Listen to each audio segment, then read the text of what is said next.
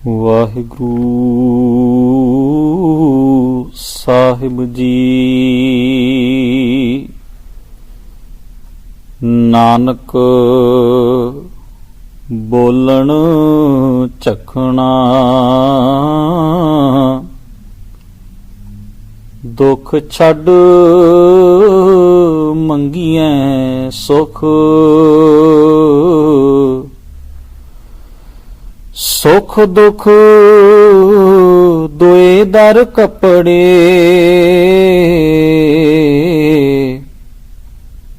ਪਹਿਰੈ ਜਾਏ ਮਨੁੱਖ, ਜਿੱਥੈ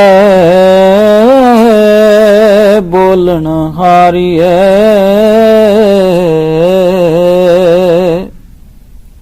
ਤਿੱਥੈ ਚੰਗੀ ਚੁੱਪ, ਜਿੱਥੈ ਬੋਲਣ ਹਾਰੀਐ, ਤਿੱਥੈ ਚੰਗੀ ਚੁੱਪ।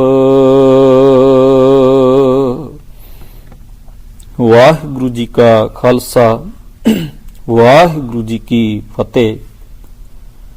ਪਰਮ ਸਤਿਕਾਰਯੋਗ ਗਰੀਬ ਨਵਾਜ ਧੰਨ ਸਤਿਗੁਰੂ ਗੁਰੂ ਗ੍ਰੰਥ ਸਾਹਿਬ ਸੱਚੇ ਪਾਤਸ਼ਾਹ ਮਹਾਰਾਜ ਜੀ ਦੇ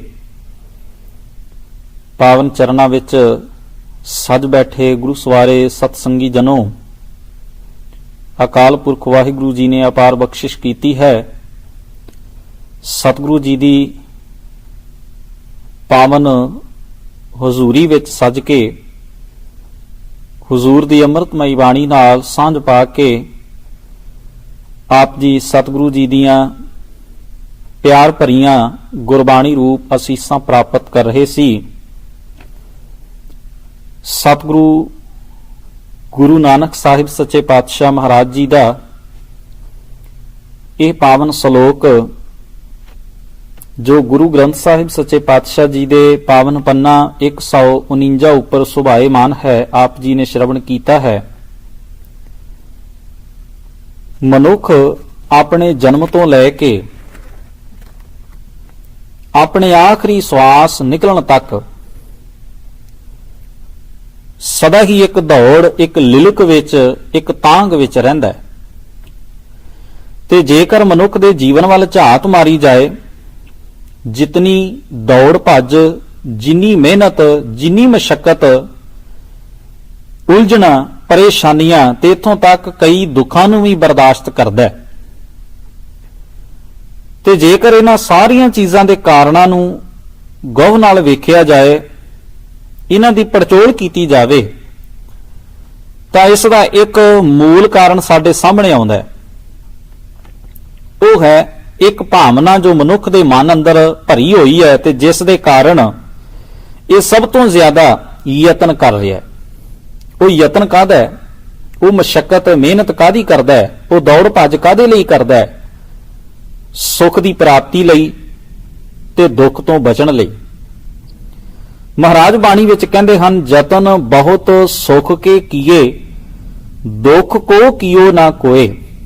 ਬਹੁਤ ਹੀ ਯਤਨ ਕੀਤੇ ਨੇ, ਸਤਿਗੁਰੂ ਕਹਿੰਦੇ ਨੇ, ਆਪਣੇ ਜੀਵਨ ਨੂੰ ਸੁਖੀ ਬਣਾਉਣ ਵਾਸਤੇ, ਆਪਣੇ ਆਲੇ ਦੁਆਲੇ ਨੂੰ ਸੁਖੀ ਕਰਨ ਵਾਸਤੇ, ਪਰ ਦੁੱਖ ਲਈ ਕੋਈ ਯਤਨ ਨਹੀਂ ਕੀਤਾ। ਅਰਥਾਤ ਸਾਰੀ ਦੌੜ ਭੱਜ, ਸਾਰੀ ਮਿਹਨਤ, ਮਸ਼ੱਕਤ ਘਾਲਣਾ ਇਸ ਦੀ ਸੁੱਖ ਦੀ ਪ੍ਰਾਪਤੀ ਵਾਸਤੇ ਹੀ ਹੈ।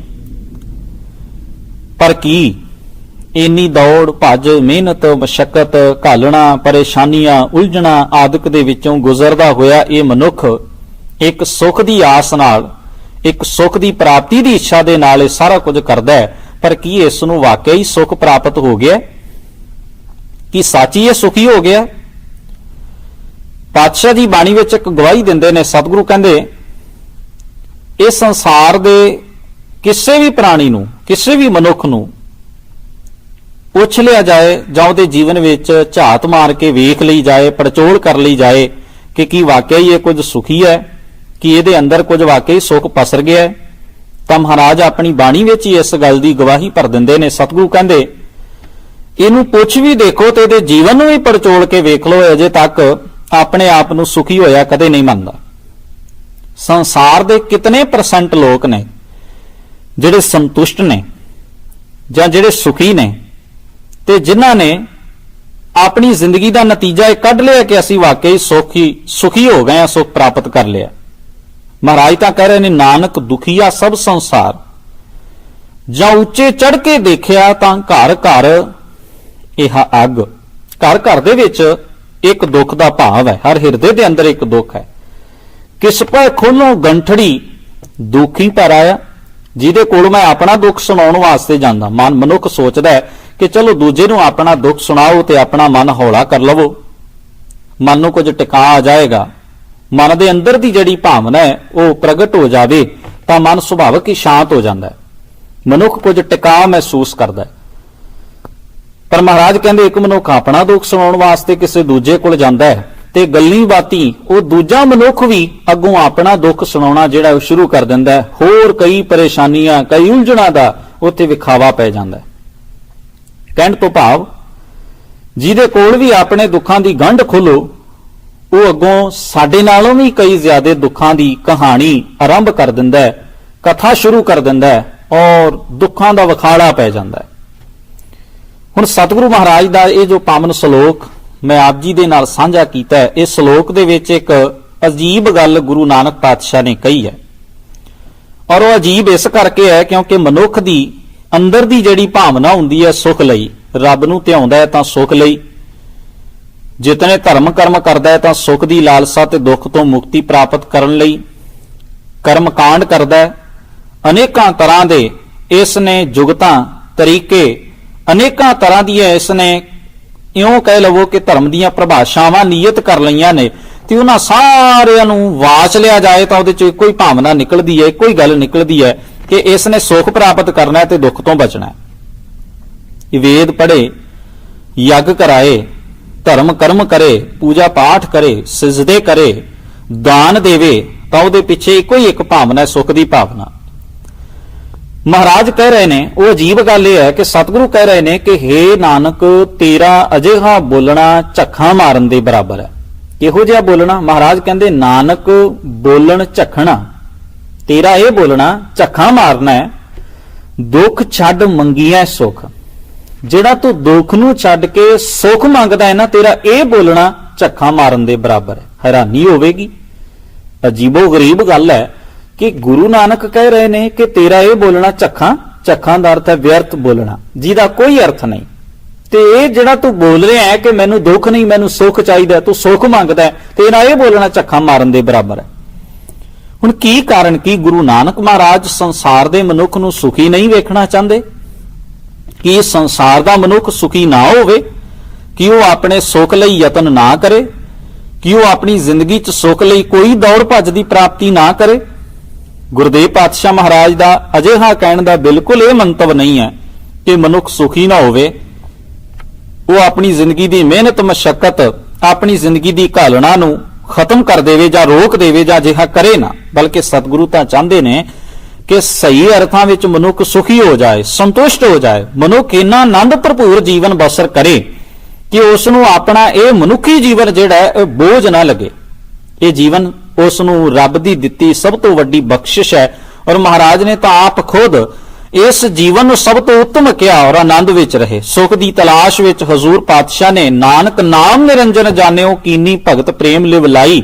ਹਜ਼ੂਰ ਗੁਰੂ ਨਾਨਕ ਮਹਾਰਾਜ ਨੇ ਗਿਆਨ ਤਤ ਦੀ ਕਮਾਈ ਕੀਤੀ ਔਰ ਆਨੰਦਿਤ ਹੋ ਗਏ। ਗੁਰੂ ਪਾਤਸ਼ਾਹ ਤਾਂ ਚਾਹੁੰਦੇ ਨੇ ਅਜਿਹਾ ਸੁਖ, ਅਜਿਹਾ ਆਨੰਦ ਸੰਸਾਰ ਦੇ ਮਨੁੱਖ ਕੋਲ ਹੋਵੇ, ਜਿਹੜਾ ਸੁਖ, ਜਿਹੜਾ ਆਨੰਦ ਪਾ ਕੇ ਇਹਦਾ ਆਪਣਾ ਜੀਵਨ ਸਵਰਗ ਬਣ ਜਾਏ, ਇਹਦਾ ਆਪਣਾ ਜੀਵਨ ਆਨੰਦਿਤ ਹੋ ਜਾਏ, ਬਸੰਤ ਵਰਗੇ ਖੇੜੇ ਵਰਗਾ ਭਰ ਜਾਏ, ਸਦਾ ਆਨੰਦ ਦੀ ਜ਼ਿੰਦਗੀ ਦੇ ਵਿੱਚ ਟਿਕਿਆ ਰਹੇ।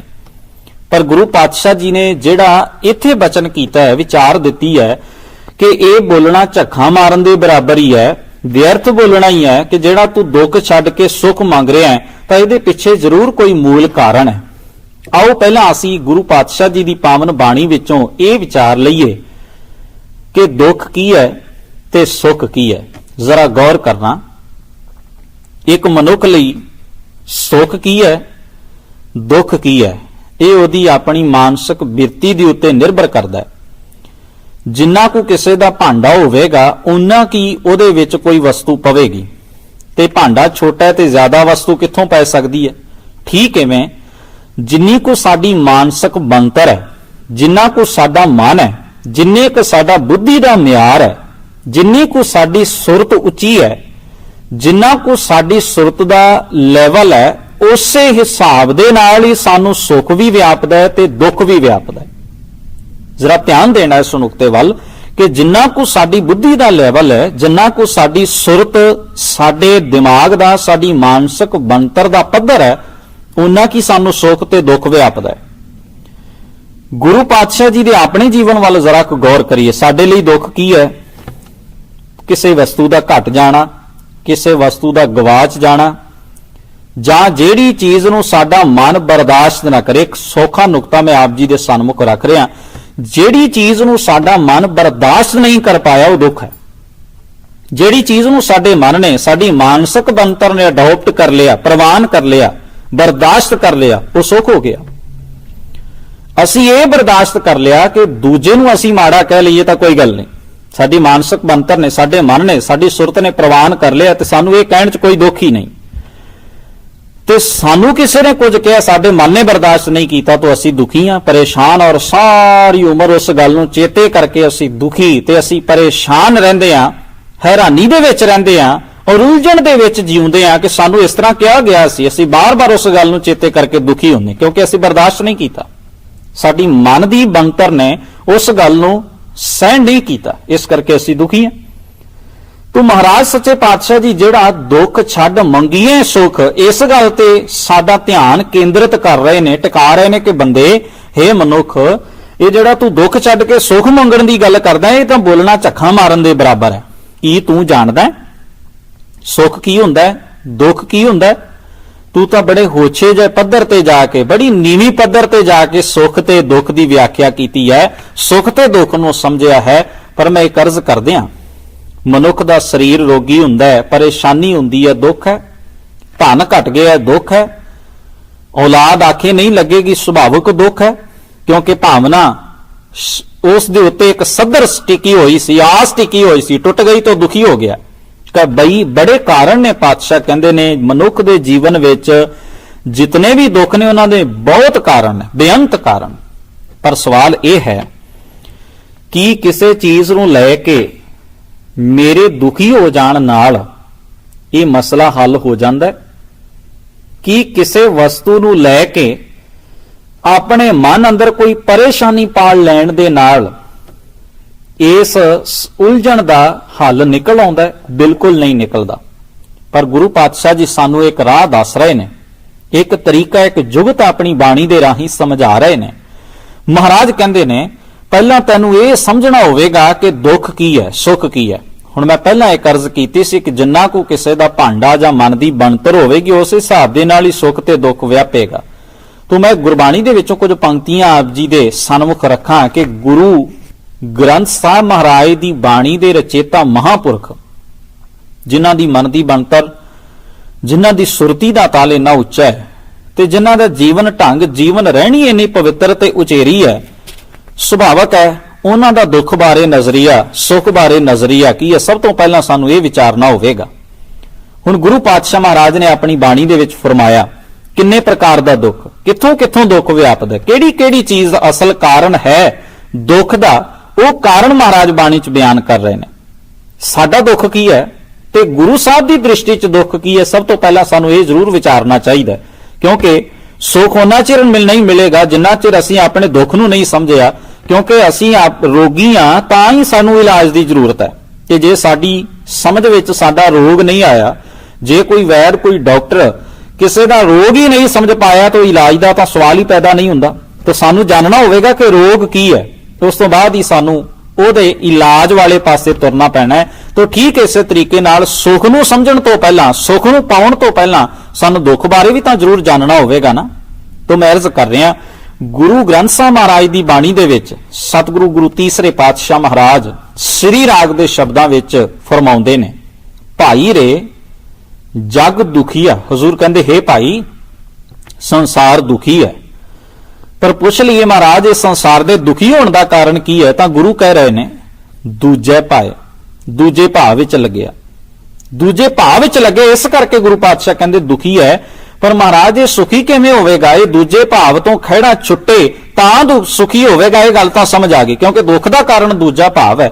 ਤਾਂ ਮਹਾਰਾਜ ਕਹਿੰਦੇ ਗੁਰ ਸ਼ਰਨਾਈ ਸੁਖ ਲਹੈ ਅਨ ਦਿਨ ਨਾਮ ਤੇ ਆਏ। ਹੋਰ ਅਰਜ਼ ਕਰਾਂ, ਮਹਾਰਾਜ ਕਹਿੰਦੇ ਨੇ ਭਰਮੇ ਭੂਲਾ ਦੁੱਖ ਘਣੋ ਜਮ ਮਾਰ ਕਰੈ ਖੁਲਹਾਨ। ਇਹ ਪਹਿਲੇ ਪਾਤਸ਼ਾਹ ਜੀ ਦਾ ਬਚਨ ਹੈ। ਮਹਾਰਾਜ ਕਹਿੰਦੇ ਭਰਮ ਵਿੱਚ ਭੁੱਲਿਆ, ਇਹ ਭਰਮ ਇਹਦੇ ਲਈ ਦੁੱਖ ਬਣ ਗਿਆ। ਹੋਰ ਅਰਜ਼ ਕਰਾਂ, ਸਤਿਗੁਰੂ ਕਹਿੰਦੇ ਜਿਨੀ ਪੁਰਖੀ ਸਤਿਗੁਰ ਨਾ ਸੇਵਿਓ ਸੇ ਦੁਖੀਏ ਜੁਗ ਚਾਰ ਘਰ ਹੁੰਦਾ ਪੁਰਖ ਨਾ ਪਛਾਣਿਆ ਅਭਿਮਾਨ ਮੁੱਠੇ ਅਹੰਕਾਰ। ਮਹਾਰਾਜ ਕਹਿੰਦੇ ਇਹਨਾਂ ਨੇ ਗੁਰੂ ਪੁਰਖ ਨੂੰ ਨਹੀਂ ਜਾਣਿਆ, ਸੱਚੇ ਸਤਿਗੁਰ ਪੁਰਖ ਨੂੰ ਨਹੀਂ ਜਾਣਿਆ ਤੇ ਆਪਣੇ ਹਉਮੈ ਅਹੰਕਾਰ ਦੇ ਵਿੱਚ ਸਦਾ ਹੀ ਮੁਬਤਲਾ ਨੇ, ਗ੍ਰਸਤ ਨੇ। ਤੇ ਸਤਿਗੁਰੂ ਕਹਿੰਦੇ ਆਪਣੇ ਘਰ ਹੁੰਦਾ ਉਹ ਸੱਚ ਜਿਹੜਾ ਇਹਦੇ ਘਰ ਦੇ ਅੰਦਰ ਜਿਹੜੀ ਸੱਚੀ ਬਾਤ ਹੈ ਉਹਨੂੰ ਨਹੀਂ ਸਮਝਿਆ, ਇਸ ਕਰਕੇ ਭਟਕ ਰਿਹਾ। ਤੇ ਮਹਾਰਾਜ ਕਹਿੰਦੇ ਸਦਾ ਹੀ ਦੁਖੀ ਹੈ, ਸਦਾ ਹੀ ਦੁਖੀ। ਤੇ ਇੱਕ ਪਾਤਸ਼ਾਹ ਜੀ ਇੱਕ ਥਾਂ ਤੇ ਹੋਰ ਬਚਨ ਕਰਦੇ ਨੇ, ਤੀਸਰੇ ਪਾਤਸ਼ਾਹ ਮਹਾਰਾਜ ਜੀ ਦਾ ਇਹ ਪਾਵਨ ਬੋਲ ਹੈ। ਹਜ਼ੂਰ ਕਹਿੰਦੇ ਮਾਇਆ ਜੀਵਡ ਦੁੱਖ ਨਹੀਂ ਸਭ ਭਵ ਥਕੇ ਸੰਸਾਰ। ਹੁਣ ਇੱਥੇ ਗੁਰੂ ਕਹਿ ਰਹੇ ਨੇ ਮਾਇਆ ਵਰਗਾ ਕੋਈ ਦੁੱਖ ਹੀ ਨਹੀਂ ਹੈ ਤੇ ਸਾਰਾ ਸੰਸਾਰ ਭੰਮ ਰਿਹਾ ਹੈ, ਭਟਕ ਰਿਹਾ ਹੈ, ਮਾਇਆ ਦਾ ਦੁੱਖ ਹੀ ਬਰਦਾਸ਼ਤ ਕਰ ਰਿਹਾ। ਹੁਣ ਪਹਿਲਾ ਬਚਨ ਮੈਂ ਅਰਜ਼ ਕੀਤਾ ਸੀ ਜਿਸ ਵਿੱਚ ਮਹਾਰਾਜ ਨੇ ਕਿਹਾ ਦੂਜਾ ਭਾ ਦੁੱਖ ਦਾ ਕਾਰਨ ਹੈ, ਭਾਈ ਰੇ ਜਗ ਦੁਖੀਆ ਦੂਜਾ ਪਾਏ। ਦੂਜਾ ਬਚਨ ਗੁਰੂ ਨਾਨਕ ਸਾਹਿਬ ਜੀ ਦਾ ਮੈਂ ਆਪ ਜੀ ਦੇ ਸਨਮੁਖ ਰੱਖਿਆ ਜਿਸ ਵਿੱਚ ਹਜ਼ੂਰ ਨੇ ਕਿਹਾ ਭਰਮੇ ਭੂਲਾ ਦੁੱਖ ਘਣੋ ਜਮ ਮਾਰ ਕਰੈ ਖੁਲਹਾਨ। ਭਰਮ ਇਹਦੇ ਦੁੱਖ ਦਾ ਕਾਰਨ ਹੈ। ਇਹ ਤੀਜਾ ਬਚਨ ਮੈਂ ਆਪ ਜੀ ਦੇ ਸਨਮੁਖ ਗੁਰੂ ਤੀਸਰੇ ਪਾਤਸ਼ਾਹ ਮਹਾਰਾਜ ਜੀ ਦਾ ਰੱਖਿਆ ਜਿਨੀ ਪੁਰਖੀ ਸਤਿਗੁਰ ਨਾ ਸੇਵਿਓ ਸੇ ਦੁਖੀਏ ਜੁਗ ਚਾਰ ਘਰ ਹੁੰਦਾ ਪੁਰਖ ਨਾ ਪਛਾਣਿਆ ਅਭਿਮਾਨ ਮੁੱਠੇ ਅਹੰਕਾਰ। ਗੁਰੂ ਪੁਰਖ ਨੂੰ ਨਹੀਂ ਜਾਣਿਆ, ਆਪਣੇ ਹਿਰਦੇ ਚ ਵਸੇ ਸੱਚ ਨੂੰ ਨਹੀਂ ਸਮਝਿਆ, ਆਪਣੀ ਅਸਲੀਅਤ ਨੂੰ ਨਹੀਂ ਜਾਣਿਆ, ਆਪਣੇ ਅਸਲੇ ਤੱਕ ਰਸਾਈ ਨਹੀਂ ਕੀਤੀ, ਪਹੁੰਚ ਨਹੀਂ ਬਣਾਈ, ਇਸ ਕਰਕੇ ਦੁਖੀ ਹੈ। ਤੇ ਹੁਣ ਮਹਾਰਾਜ ਨੇ ਇਹ ਚੌਥੇ ਬਚਨ ਵਿੱਚ ਕਹਿ ਦਿੱਤਾ ਮਾਇਆ ਜੀਵਟ ਦੁੱਖ ਨਹੀਂ ਸਭ ਭਵ ਥਕੇ ਸੰਸਾਰ। ਮਾਇਆ ਵਰਗਾ ਕੋਈ ਦੁੱਖ ਨਹੀਂ। ਇੱਥੇ ਹੁਣ ਮਹਾਰਾਜ ਨੇ ਚੌਥੇ ਬਚਨ ਵਿੱਚ ਮਾਇਆ ਨੂੰ ਦੁੱਖ ਦਾ ਮੂਲ ਕਹਿ ਦਿੱਤਾ। ਹੁਣ ਗੁਰੂ ਪਾਤਸ਼ਾਹ ਦੀ ਨਜ਼ਰ ਦੇ ਵਿੱਚ ਦੂਜਾ ਭਾਵ ਵੀ ਦੁੱਖ ਹੈ, ਭਰਮ ਵਿੱਚ ਭੁੱਲਣਾ ਵੀ ਦੁੱਖ ਹੈ, ਆਪਣੇ ਅਸਲੇ ਨੂੰ ਨਾ ਜਾਣਨਾ ਵੀ ਦੁੱਖ ਹੈ, ਮਾਇਆ ਸਭ ਤੋਂ ਵੱਡਾ ਦੁੱਖ ਹੈ। ਤੇ ਹੁਣ ਮੈਂ ਪੰਜਵਾਂ ਬਚਨ ਆਪ ਜੀ ਦੇ ਸਨਮੁਖ ਰੱਖਣ ਜਾ ਰਿਹਾ। ਹਜ਼ੂਰ ਕਹਿੰਦੇ ਅੰਤਰ ਅਗਿਆਨ ਦੁੱਖ ਭਰਮ ਹੈ। ਅੰਦਰ ਅਗਿਆਨਤਾ ਟਿਕੀ ਹੋਈ ਹੈ ਤਾਂ ਭਰਮ ਦਾ ਦੁੱਖ ਜ਼ਰੂਰ ਵਿਆਪੇ। ਅਗਿਆਨਤਾ ਤੇ ਭਰਮ ਵੀ ਦੁੱਖ ਦਾ ਰੂਪ ਹੋ ਗਏ। ਤਾਂ ਮਹਾਰਾਜ ਇੱਕ ਥਾਂ ਤੇ ਕਹਿੰਦੇ ਨੇ ਦੁੱਖ ਤਦੇ ਜਾਂ ਵਿਸਰ ਜਾਵੇ ਭੁੱਖ ਵਿਆਪੈ ਬਹੁ ਵਿਦਤਾਵੈ। ਹੇ ਵਾਹਿਗੁਰੂ ਤੂੰ ਵਿਸਰ ਰਿਹਾ, ਜਦੋਂ ਰੱਬ ਵਿਸਰ ਰਿਹਾ ਤਾਂ ਮਹਾਰਾਜ ਕਹਿੰਦੇ ਦੁੱਖ ਤਦੇ, ਤਾਂ ਹੀ ਤਾਂ ਦੁੱਖ ਹੈ ਜੀਵਨ ਦੇ ਵਿੱਚ, ਤਾਂ ਹੀ ਤਾਂ ਦੁੱਖ ਪੈਦਾ ਹੋ ਰਹੇ ਨੇ। ਇੱਕ ਥਾਂ ਤੇ ਮਹਾਰਾਜ ਨੇ ਕਿਹਾ ਮੂਰਖ ਭੋਗੇ ਭੋਗ ਦੁੱਖ ਸਬਾਇਆ। ਮੂਰਖ ਨੇ, ਅਗਿਆਨ ਮਤ ਵਾਲੇ ਨੇ ਭੋਗ ਵਿਲਾਸ ਭੋਗੇ ਨੇ। ਭੋਗ ਦਾ ਅਰਥ ਇੱਥੇ ਕੇਵਲ ਖਾਣ ਤੋਂ ਹੀ ਨਹੀਂ, ਜਾਂ ਭੋਗ ਦਾ ਅਰਥ ਇੱਥੇ ਕੇਵਲ ਇੱਕ ਇੰਦਰੀ ਦੇ ਰਸ ਵਿੱਚ ਹੀ ਗਵਾਚਣਾ ਨਹੀਂ। ਭੋਗ ਦਾ ਅਰਥ ਹਰ ਉਹ ਚੀਜ਼ ਹੈ ਜੋ ਆਪਣੀ ਕੈਪੈਸਿਟੀ ਤੋਂ ਵੱਧ ਕੇ ਮਨੁੱਖ ਆਪਣੇ ਜੀਵਨ ਦੇ ਵਿੱਚ ਵਸਾ ਬੈਠਾ ਹੈ। ਆਪਣੀ ਕੈਪੈਸਿਟੀ, ਆਪਣੀ ਸਮਰੱਥਾ ਤੋਂ ਵੱਧ ਕੇ ਕਿਸੇ ਵੀ ਚੀਜ਼ ਨਾਲ ਸਾਂਝ ਪਾਈ ਹੋਈ ਉਹ ਸਾਡਾ ਭੋਗ ਹੀ ਹੈ, ਜੋ ਸਾਡੇ ਮਨ ਨੂੰ, ਸਾਡੇ ਜੀਵਨ ਦੇ ਵਿੱਚ ਇੱਕ ਖਲਲ ਪੈਦਾ ਕਰਦੀ ਹੈ, ਉਹ ਭੋਗ ਹੈ। ਗੁਰੂ ਕਹਿੰਦੇ ਮੂਰਖ ਭੋਗੇ ਭੋਗ ਦੁੱਖ ਸਬਾਇਆ ਸੁਖੋਂ ਉਠੇ ਰੋਗ ਪਾਪ ਕਮਾਇਆ। ਮਹਾਰਾਜ ਕਹਿੰਦੇ ਮੂਰਖ ਨੇ ਭੋਗ ਭੋਗੇ ਨੇ, ਇਸ ਕਰਕੇ ਦੁਖੀ ਹੈ, ਭੋਗਾਂ ਦੇ ਵਿੱਚੋਂ ਦੁੱਖ ਨਿਕਲਿਆ। ਤੇ ਗੁਰੂ ਚੌਥੇ ਪਾਤਸ਼ਾਹ ਮਹਾਰਾਜ ਫਰਮਾਉਂਦੇ ਨੇ ਕੂੜਿਆਰ ਪਿਛਾਹਾਂ ਸਟੀਅਨ ਕੂੜ ਹਿਰਦੈ ਕਪਟ ਮਹਾ ਦੁੱਖ ਪਾਵੈ। ਹਿਰਦੇ ਦੇ ਵਿੱਚ ਕੂੜਿਆਰ ਬੰਦੇ ਦੇ, ਝੂਠ ਦੇ ਰਸ ਵਿੱਚ ਲੱਗੇ ਹੋਏ ਬੰਦੇ ਦੇ ਹਿਰਦੇ ਵਿੱਚ ਕੂੜ ਹੈ, ਕਪਟ ਹੈ, ਤੋ ਕੂੜ ਤੇ ਕਪਟ ਹੀ ਉਹਦੇ ਦੁੱਖ ਦਾ ਕਾਰਨ ਹੈ। ਹੁਣ ਮਹਾਰਾਜ ਨੇ ਕਿੰਨੇ ਕਾਰਨ, ਇਹੋ ਜਿਹੇ ਹੋਰ ਵੀ ਅਨੰਤ ਬਚਨ ਜਿਹੜੇ ਨੇ ਗੁਰੂ ਗ੍ਰੰਥ ਸਾਹਿਬ ਸੱਚੇ ਪਾਤਸ਼ਾਹ ਜੀ ਦੀ ਪਾਵਨ ਬਾਣੀ ਵਿੱਚ ਮੌਜੂਦ ਨੇ। ਸਤਿਗੁਰੂ ਨੇ ਕਿਤੇ ਮਾਇਆ ਨੂੰ ਦੁੱਖ ਆਖਿਆ, ਅਗਿਆਨਤਾ ਨੂੰ ਦੁੱਖ ਆਖਿਆ, ਭਰਮ ਨੂੰ ਦੁੱਖ ਆਖਿਆ, ਕਪਟ ਨੂੰ ਦੁੱਖ ਆਖਿਆ, ਕੂੜ ਨੂੰ ਦੁੱਖ ਆਖਿਆ, ਕਾਮ ਨੂੰ ਵੀ ਦੁੱਖ, ਕ੍ਰੋਧ ਨੂੰ ਵੀ ਦੁੱਖ, ਅਨੰਤ ਚੀਜ਼ਾਂ ਨੂੰ ਪਾਤਸ਼ਾਹ ਨੇ ਦੁੱਖ ਆਖਿਆ। ਹੁਣ ਗੁਰੂ ਸਾਹਿਬ ਜੀ ਦੀ ਨਜ਼ਰ ਦੇ ਵਿੱਚ ਗੁਰੂ ਗ੍ਰੰਥ ਸਾਹਿਬ ਮਹਾਰਾਜ ਸੱਚੇ ਪਾਤਸ਼ਾਹ ਜੀ ਦੀ ਬਾਣੀ ਦੀ ਕਸਵੱਟੀ ਤੇ ਜਦੋਂ ਅਸੀਂ ਇਸ ਚੀਜ਼ ਨੂੰ ਪਰਖ ਕੇ ਵੇਖਾਂਗੇ ਤਾਂ ਮਹਾਰਾਜ ਸਾਨੂੰ ਅਜਿਹੇ ਹੋਰ ਵੀ ਅਨੇਕਾਂ ਬਚਨ ਸਾਡੇ ਸਾਹਮਣੇ ਰੱਖ ਦੇਣਗੇ ਸਾਡੀ ਅਗਿਆਨਤਾ ਦੂਰ ਕਰਨ ਹਿਤ ਕਿ ਕਿੰਨੇ ਕਾਰਨ ਨੇ ਇਹਦੇ ਅੰਦਰ। ਜਿਨ੍ਹਾਂ ਦਾ ਕਰਕੇ ਦੁੱਖ ਪੈਦਾ ਹੋ ਰਿਹਾ। ਪਰ ਕਿੰਨਾ ਚੀਜ਼ਾਂ ਨੂੰ ਮਹਾਰਾਜ ਭਰਮ ਨੂੰ ਦੁੱਖ ਕਹਿ ਰਹੇ ਨੇ, ਕਪਟ ਨੂੰ ਦੁੱਖ ਕਹਿ ਰਹੇ ਨੇ, ਮਾਇਆ ਨੂੰ ਦੁੱਖ ਕਹਿ ਰਹੇ ਨੇ, ਅਗਿਆਨਤਾ ਨੂੰ ਦੁੱਖ ਕਹਿ ਰਹੇ ਨੇ, ਦੂਜੇ ਭਾਅ ਨੂੰ ਦੁੱਖ ਕਹਿ ਰਹੇ ਨੇ, ਮਾਇਆ ਨੂੰ ਦੁੱਖ ਕਹਿ ਰਹੇ ਨੇ, ਆਪਣੇ ਅਸਲੇ ਨੂੰ ਨਾ ਸਮਝਣਾ ਇਹ ਵੀ ਦੁੱਖ ਦਾ ਕਾਰਨ ਹੈ, ਭੋਗਾਂ ਵਿੱਚ ਖਚਤ ਹੋ ਜਾਣਾ ਇਹ ਵੀ ਦੁੱਖ ਦਾ ਕਾਰਨ ਹੈ। ਸਤਿਗੁਰੂ ਨੇ ਇੰਨੇ ਕਾਰਨ ਦੱਸ ਦਿੱਤੇ। ਇੰਨੀਆਂ ਚੀਜ਼ਾਂ ਨੂੰ ਗੁਰੂ ਪਾਤਸ਼ਾਹ ਦੁੱਖ ਕਹਿ ਰਹੇ ਨੇ। ਇਹ ਦੁੱਖ ਹੈ, ਹੋਰ ਕੁਝ ਨਹੀਂ, ਇਹ ਦੁੱਖ ਹੈ। ਹੁਣ ਸਤਿਗੁਰੂ ਸੱਚੇ ਪਾਤਸ਼ਾਹ ਮਹਾਰਾਜ ਜੀ ਜਦੋਂ ਦੁੱਖਾਂ ਦੀ ਇਹ ਪਰਿਭਾਸ਼ਾ ਸਾਡੇ ਸਾਹਮਣੇ ਨੀਯਤ ਕਰ ਰਹੇ ਨੇ, ਔਰ ਮੈਂ ਹੈਰਾਨ ਆ ਕਿ ਗੁਰੂ ਗ੍ਰੰਥ ਸਾਹਿਬ ਦੀ ਸਾਰੀ ਬਾਣੀ ਨੂੰ ਜੇਕਰ ਆਰੰਭ ਤੋਂ ਲੈ ਕੇ ਸੰਪੂਰਨਤਾ ਤੱਕ ਵੀ ਵਾਚ ਲਿਆ ਜਾਏ ਤਾਂ ਗੁਰੂ ਇਹ ਕਿਤੇ ਨਹੀਂ ਕਹਿੰਦੇ ਕਿ ਗੁਰਮੁਖ ਦੀ ਨਜ਼ਰ ਦੇ ਵਿੱਚ ਕੁਝ ਗਵਾਚ ਜਾਣਾ ਦੁੱਖ ਹੈ। ਜ਼ਰਾ ਧਿਆਨ ਦੇਣਾ ਮੇਰੇ ਸੁਨੁਕਤੇ ਵੱਲ। ਗੁਰਮੁਖ ਦੀ ਨਜ਼ਰ ਦੇ ਵਿੱਚ ਕੁਝ ਗਵਾਚਦਾ ਹੈ ਤਾਂ ਦੁੱਖ ਨਹੀਂ, ਕਿਤੇ ਇਹ ਪ੍ਰਵਾਨ ਨਹੀਂ ਕੀਤਾ ਮਹਾਰਾਜ ਨੇ। ਖੁਦ ਆਪਣੇ ਜੀਵਨ ਵਿੱਚ ਹਜ਼ੂਰ ਤਿਆਗਦੇ ਗਏ, ਜਿਤਨਾ ਕੁਝ ਹੋਇਆ ਕੁਰਬਾਨ ਕੀਤਾ ਸੱਚ ਲਈ, ਮਾਨਵਤਾ ਦੇ ਭਲੇ ਲਈ, ਪਰਉਪਕਾਰ ਲਈ। ਕਿਸੇ ਚੀਜ਼ ਨੂੰ ਹਜ਼ੂਰ ਨੇ ਦੁੱਖ ਨਹੀਂ ਮੰਨਿਆ। ਤਿਆਗ, ਉਹ ਜੋ ਤਿਆਗ ਜਿਹੜਾ ਉਸ ਥਾਂ ਤੇ ਜਾ ਕੇ ਸਤਿਗੁਰਾਂ ਕੀਤਾ ਉਹਨੂੰ ਵੀ ਪਾਤਸ਼ਾਹ ਨੇ ਦੁੱਖ ਨਹੀਂ ਮੰਨਿਆ। ਜੋ ਕੁਰਬਾਨ ਕੀਤਾ ਉਹਨੂੰ ਵੀ ਸਤਿਗੁਰਾਂ ਨੇ ਦੁੱਖ ਨਹੀਂ ਮੰਨਿਆ। ਗੁਰੂ ਅਰਜਨ ਸਾਹਿਬ ਸੱਚੇ ਪਾਤਸ਼ਾਹ ਮਹਾਰਾਜ ਦਾ ਬੜਾ ਆਦਰਸ਼ਕ ਜੀਵਨ ਸਾਡੇ ਸਨਮੁਖ ਹੈ। ਕਿਉਂਕਿ ਮੈਂ ਪਹਿਲਾਂ ਇੱਕ ਅਰਜ਼ ਕੀਤੀ ਹੈ, ਉਸ ਨੂੰ ਧਿਆਨ ਵਿੱਚ ਰੱਖਣਾ ਬੜਾ ਜ਼ਰੂਰੀ ਹੈ ਕਿ ਜਿੰਨਾ ਕੁ ਸਾਡੀ ਸੁਰਤ ਦਾ ਪੱਧਰ ਹੈ, ਜਿੰਨਾ ਕੁ ਸਾਡੀ ਮਾਨਸਿਕ ਅਵਸਥਾ ਦਾ ਪੱਧਰ, ਉਸ ਹਿਸਾਬ ਦੇ ਨਾਲ ਸੁੱਖ ਤੇ ਦੁੱਖ ਦੀ ਪਰਿਭਾਸ਼ਾ ਵੀ ਸਾਡੇ ਜੀਵਨ ਵਿੱਚ ਬਦਲ ਜਾਂਦੀ ਹੈ। ਅਸੀਂ ਇਹ ਨਹੀਂ ਕਹਿ ਸਕਦੇ ਕਿ ਆਹ ਚੀਜ਼ ਹੀ ਸਾਰੀ ਦੁਨੀਆ ਲਈ ਸੁੱਖ ਹੈ। ਮਿੱਠਾ ਸਾਰਿਆਂ ਨੂੰ ਚੰਗਾ ਲੱਗਦਾ ਹੈ। ਵਿਆਹ ਸ਼ਾਦੀ ਹੋਵੇ, ਆਉਣ ਜਾਣ ਹੋਵੇ, ਕਿਤੇ ਜਾਵੇ ਤਾਂ ਮਨੁੱਖ ਹਰ ਥਾਂ ਤੇ ਮਿੱਠਾ ਖਾਂਦਾ ਹੈ। ਸਵਾਦ ਹੈ, ਰਸੀਲਾ ਹੈ ਤੇ ਇੱਕ ਮਾਹੌਲ ਵੀ ਬਣ ਚੁੱਕਿਆ ਹੈ। ਇਸ ਕਰਕੇ ਮਿੱਠਾ ਹਰ ਥਾਂ ਦੇ ਉੱਤੇ ਹੀ ਪ੍ਰਧਾਨ ਹੁੰਦਾ ਹੈ, ਸ਼੍ਰੇਸ਼ਟ ਹੁੰਦਾ ਹੈ। ਪਰ ਇੱਕ ਮਰੀਜ਼ ਵਾਸਤੇ, ਜਿਹੜਾ ਖਾਸ ਤੌਰ ਤੇ ਸ਼ੂਗਰ ਦਾ ਮਰੀਜ਼ ਹੈ, ਖਾਣ ਵਿੱਚ ਭਾਵੇਂ ਮਿੱਠਾ ਸਵਾਦ ਹੈ ਪਰ ਉਹ ਸ਼ੂਗਰ ਦੇ ਮਰੀਜ਼ ਲਈ ਉਹ ਮਿੱਠਾ ਦੁੱਖ ਹੈ। ਕਿਉਂਕਿ ਉਹ ਰੋਗ ਪੈਦਾ ਕਰੇਗਾ, ਬਿਮਾਰੀ ਨੂੰ ਵਧਾਏਗਾ, ਮਰਜ਼ ਨੂੰ ਵੱਡਿਆ ਕਰ ਦੇਗਾ ਔਰ ਫਿਰ ਪਰੇਸ਼ਾਨੀਆਂ ਪੈਦਾ ਕਰੇਗਾ, ਉਹ ਦੁੱਖ ਹੈ। ਹੁਣ ਸਾਨੂੰ ਇਹ ਨਿੱਕੇ ਨਿੱਕੇ ਨੁਕਤੇ ਜੋ ਨੇ ਜੀਵਨ ਦੇ ਨਾਲ ਸੰਬੰਧਿਤ ਨੇ ਔਰ ਜਿਨ੍ਹਾਂ ਦਾ ਜ਼ਿਕਰ ਗੁਰੂ ਗ੍ਰੰਥ ਸਾਹਿਬ ਮਹਾਰਾਜ ਦੀ ਬਾਣੀ ਦੇ ਵਿੱਚ ਵੀ ਕੀਤਾ ਗਿਆ ਹੈ ਕਿ ਸਾਰੀਆਂ ਚੀਜ਼ਾਂ ਸਾਡੇ ਲਈ ਦੁੱਖ ਦਾ ਕਾਰਨ ਨੇ। ਜਿਹੜੀਆਂ ਚੀਜ਼ਾਂ ਸਾਡਾ ਜੀਵਨ ਬਰਦਾਸ਼ਤ ਨਹੀਂ ਕਰਦਾ, ਤੋ ਜਿਹੜੀ ਚੀਜ਼ ਮੇਰੇ ਲਈ ਸੁੱਖ ਹੈ ਹੋ ਸਕਦਾ ਹੈ ਦੂਜੇ ਲਈ ਦੁੱਖ ਹੋਵੇ, ਜਿਹੜੀ ਦੂਜੇ ਲਈ ਸੁੱਖ ਹੈ ਹੋ ਸਕਦਾ ਮੇਰੇ ਲਈ ਦੁੱਖ ਦਾ ਕਾਰਨ ਹੋਵੇ। ਤੇ ਇਹਨਾਂ ਸਾਰੀਆਂ ਚੀਜ਼ਾਂ ਦੇ ਵਿੱਚ ਵੱਖਰਾ ਵੱਖਰਾ ਅੰਤਰ ਹੈ। ਜੋ ਮੇਰਾ ਮਨ ਬਰਦਾਸ਼ਤ ਕਰਦਾ ਉਹ ਸੁੱਖ ਹੈ, ਜੋ ਨਹੀਂ ਬਰਦਾਸ਼ਤ ਕਰਦਾ ਉਹ ਦੁੱਖ ਹੈ। ਤੋ ਸਾਨੂੰ ਇਹਨਾਂ ਚੀਜ਼ਾਂ ਦੇ ਵਿੱਚ ਥੋੜਾ ਥੋੜਾ ਅੰਤਰ ਤੇ ਫਰਕ ਜ਼ਰੂਰ ਵੇਖਣਾ ਪਵੇਗਾ। ਅਸੀਂ ਇਹ ਨਹੀਂ ਕਹਿ ਸਕਦੇ ਕਿ ਆਹ ਚੀਜ਼ ਹੀ ਦੁੱਖ ਹੈ ਤੇ ਬਸ ਇਹਨੂੰ ਛੱਡ ਦਿੱਤਾ ਜਾਏ। ਉਹ ਦੂਜੇ ਲਈ ਸੁੱਖ ਹੋ ਸਕਦੀ ਹੈ, ਦੂਜੇ ਲਈ ਆਨੰਦ ਦਾ ਕਾਰਨ ਹੋ ਸਕਦੀ ਹੈ, ਸਹਿਜ ਤੇ ਸੰਤੁਸ਼ਟੀ ਦਾ ਕਾਰਨ ਹੋ ਸਕਦੀ ਹੈ। ਪਰ ਸਾਨੂੰ ਗੁਰੂ ਗ੍ਰੰਥ ਸਾਹਿਬ ਮਹਾਰਾਜ ਦੀ ਬਾਣੀ ਦੇ ਇਹਨਾਂ ਬਚਨਾਂ ਦੇ ਦੁਆਰਾ ਆਪਣੇ ਜੀਵਨ ਦੀ ਪੜਚੋਲ ਕਰਨੀ ਹੋਵੇਗੀ। ਅਸੀਂ ਸਹੀ ਨਤੀਜੇ ਤੇ ਤਾਂ ਪਹੁੰਚ ਸਕਾਂਗੇ। ਗੁਰੂ ਪਾਤਸ਼ਾਹ ਜੀ ਆਪਣੀ ਬਾਣੀ ਵਿੱਚ ਕਹਿ ਰਹੇ ਨੇ ਕਿ ਇੰਨੇ ਸਾਰੇ ਦੁੱਖ ਨੇ, ਇਹ ਗੁਰੂ ਦਾ ਨਜ਼ਰੀਆ ਹੈ। ਔਰ ਜ਼ਰਾ ਧਿਆਨ ਦੇਣਾ, ਸਾਡੇ ਜੀਵਨ 'ਚ ਦੁੱਖ ਵੀ ਕਿਉਂ ਨੇ, ਅਸੀਂ ਦੁਖੀ ਵੀ ਕਿਉਂ ਆ, ਪਰੇਸ਼ਾਨ ਵੀ ਕਿਉਂ ਆ। ਇਸੇ ਕਰਕੇ ਹੀ ਤਾਂ ਨਹੀਂ ਕਿ ਅਸੀਂ ਭਰਮ ਵਿੱਚ ਆ, ਇਸੇ ਕਰਕੇ ਤਾਂ ਨਹੀਂ ਕਿ ਅਸੀਂ ਅਗਿਆਨਤਾ ਵਿੱਚ ਆ, ਇਸੇ ਕਰਕੇ ਤਾਂ ਨਹੀਂ ਕਿ ਅਸੀਂ ਮੂਰਖ ਬਣ ਕੇ ਭੋਗਾਂ ਦੇ ਵਿਲਾਸਾਂ ਦੇ ਵਿੱਚ ਖਚਤ ਆ। ਮੂਰਖ ਦਾ ਭਾਵ ਹੈ ਅਗਿਆਨ ਬੁੱਧੀ ਵਾਲਾ, ਮੂੰਹ ਰੱਖਣ ਵਾਲਾ, ਆਪਣੀ ਮੱਤ ਨੂੰ ਅੱਗੇ ਰੱਖਣ ਵਾਲਾ। ਇਸ ਕਰਕੇ ਕਿ ਨਹੀਂ ਤੇ ਸਾਡੇ ਹਿਰਦੇ ਦੇ ਵਿੱਚ ਕੂੜ ਵੀ ਹੈ ਤੇ ਕਪਟ ਵੀ ਹੈ, ਸ਼ਾਇਦ ਇਸ ਕਰਕੇ ਵੀ ਅਸੀਂ ਦੁਖੀ ਆ। ਤੋਂ ਬੜੇ ਕਾਰਨ ਮਹਾਰਾਜ ਨੇ ਬਿਆਨ ਕੀਤੇ। ਔਰ ਜ਼ਰਾ ਧਿਆਨ ਦਿਓ ਕਿ ਅਗਰ ਇਹ ਸਾਰੀਆਂ ਚੀਜ਼ਾਂ ਸਾਡੇ ਜੀਵਨ ਵਿੱਚ ਨਾ ਹੋਣ, ਗੁਰੂ ਸਾਹਿਬ ਤਸਵਰ ਕਰ ਰਹੇ ਨੇ, ਸਤਿਗੁਰੂ ਪਾਤਸ਼ਾਹ ਜੀ ਇੱਕ ਅਜਿਹੇ ਜੀਵਨ ਦਾ ਜ਼ਿਕਰ ਕਰ ਰਹੇ ਨੇ, ਅਗਰ ਇਹ ਸਾਰੀਆਂ ਚੀਜ਼ਾਂ ਸਾਡੇ ਜੀਵਨ ਵਿੱਚ ਨਹੀਂ ਹੋਣਗੀਆਂ ਤਾਂ ਮਹਾਰਾਜ ਕਹਿੰਦੇ ਸੁਖੀ ਹੈ। ਇਹ ਆਨੰਦ ਹੈ, ਇਹ ਆਨੰਦ ਦਾ ਮਾਲਕ ਬਣ ਗਿਆ।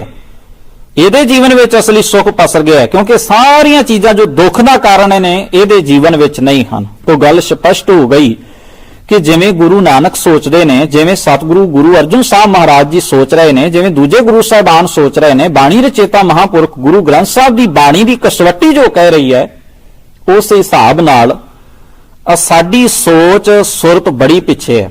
ਸਾਨੂੰ ਨਹੀਂ ਪਤਾ ਦੁੱਖ ਕੀ ਹੁੰਦਾ ਹੈ। ਹਾਂ, ਸੁੱਖ ਦੀ ਲਾਲਸਾ ਸਾਡੇ ਮਨ ਵਿੱਚ ਜ਼ਰੂਰ ਹੈ, ਸੁੱਖ ਚਾਹੀਦਾ ਹੈ, ਸੁੱਖ ਲੈਣਾ ਹੈ, ਸੁੱਖ ਦੀ ਪ੍ਰਾਪਤੀ ਕਰਨੀ ਹੈ।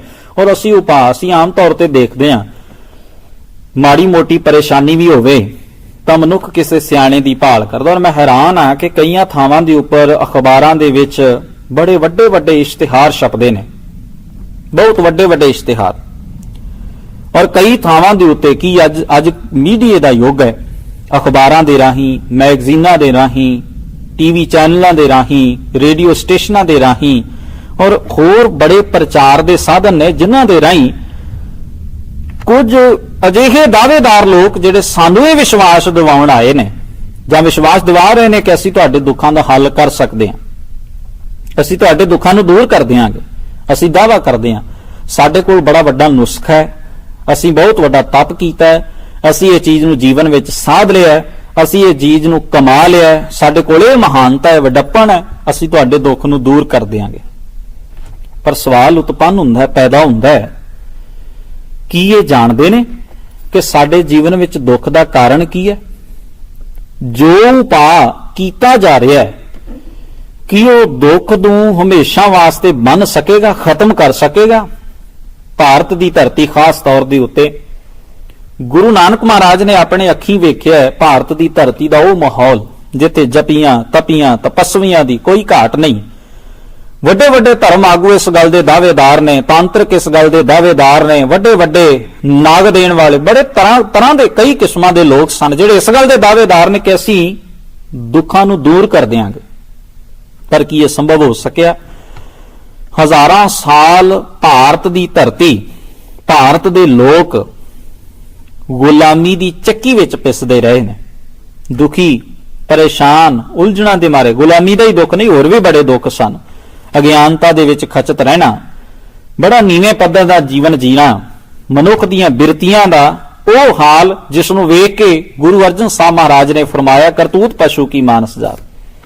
ਹੁਣ ਦੁੱਖ ਦਾ ਕਾਰਨ ਕੀ ਹੈ ਇਹ ਤਾਂ ਜਾਣਨਾ ਹੀ ਹੋਵੇਗਾ ਨਾ, ਪਰ ਇਲਾਜ ਦੇ ਦਾਅਵੇਦਾਰ ਸੰਸਾਰ ਵਿੱਚ ਬਹੁਤ ਨੇ, ਪਰ ਫਿਰ ਵੀ ਮਸਲਾ ਕੋਈ ਹੱਲ ਹੋਣ ਦੇ ਨੇੜੇ ਨਹੀਂ। ਤੋ ਕਹਿਣ ਤੋਂ ਭਾਵ ਖੈਰ ਇਹ ਤਾਂ ਦੁਕਾਨਦਾਰੀ ਦੀ ਗੱਲ ਹੋ ਗਈ ਨਾ ਕਿ ਅਸੀਂ ਕਰ ਸਕਦੇ ਹਾਂ, ਹਰ ਆਦਮੀ, ਹਰ ਦੁਕਾਨਦਾਰ ਆਪਣੀ ਮਸ਼ਹੂਰੀ ਕਰੇ, ਇਸ ਵਿੱਚ ਕਿਸੇ ਨੂੰ ਕੀ ਹੋ ਸਕਦਾ। ਪਰ ਹਾਂ, ਅਸੀਂ ਇੱਕ ਮਨੁੱਖ ਹੋਣ ਦੇ ਨਾਤੇ, ਅਸੀਂ ਇੱਕ ਇਨਸਾਨ ਹੋਣ ਦੇ ਨਾਤੇ ਇੰਨਾ ਜ਼ਰੂਰ ਸੋਚਣਾ, ਕਿਉਂਕਿ ਜੀਵਨ ਸਾਡਾ ਹੈ, ਸਾਡੇ ਜੀਵਨ ਵਿੱਚ ਦੁੱਖ ਨੇ, ਸਾਡੇ ਜੀਵਨ ਵਿੱਚ ਸੁੱਖ ਨੇ, ਉਲਝਣਾ, ਪਰੇਸ਼ਾਨੀਆਂ ਨੇ, ਦੌੜ ਭੱਜ ਬੜਾ ਕੁਝ ਹੈ।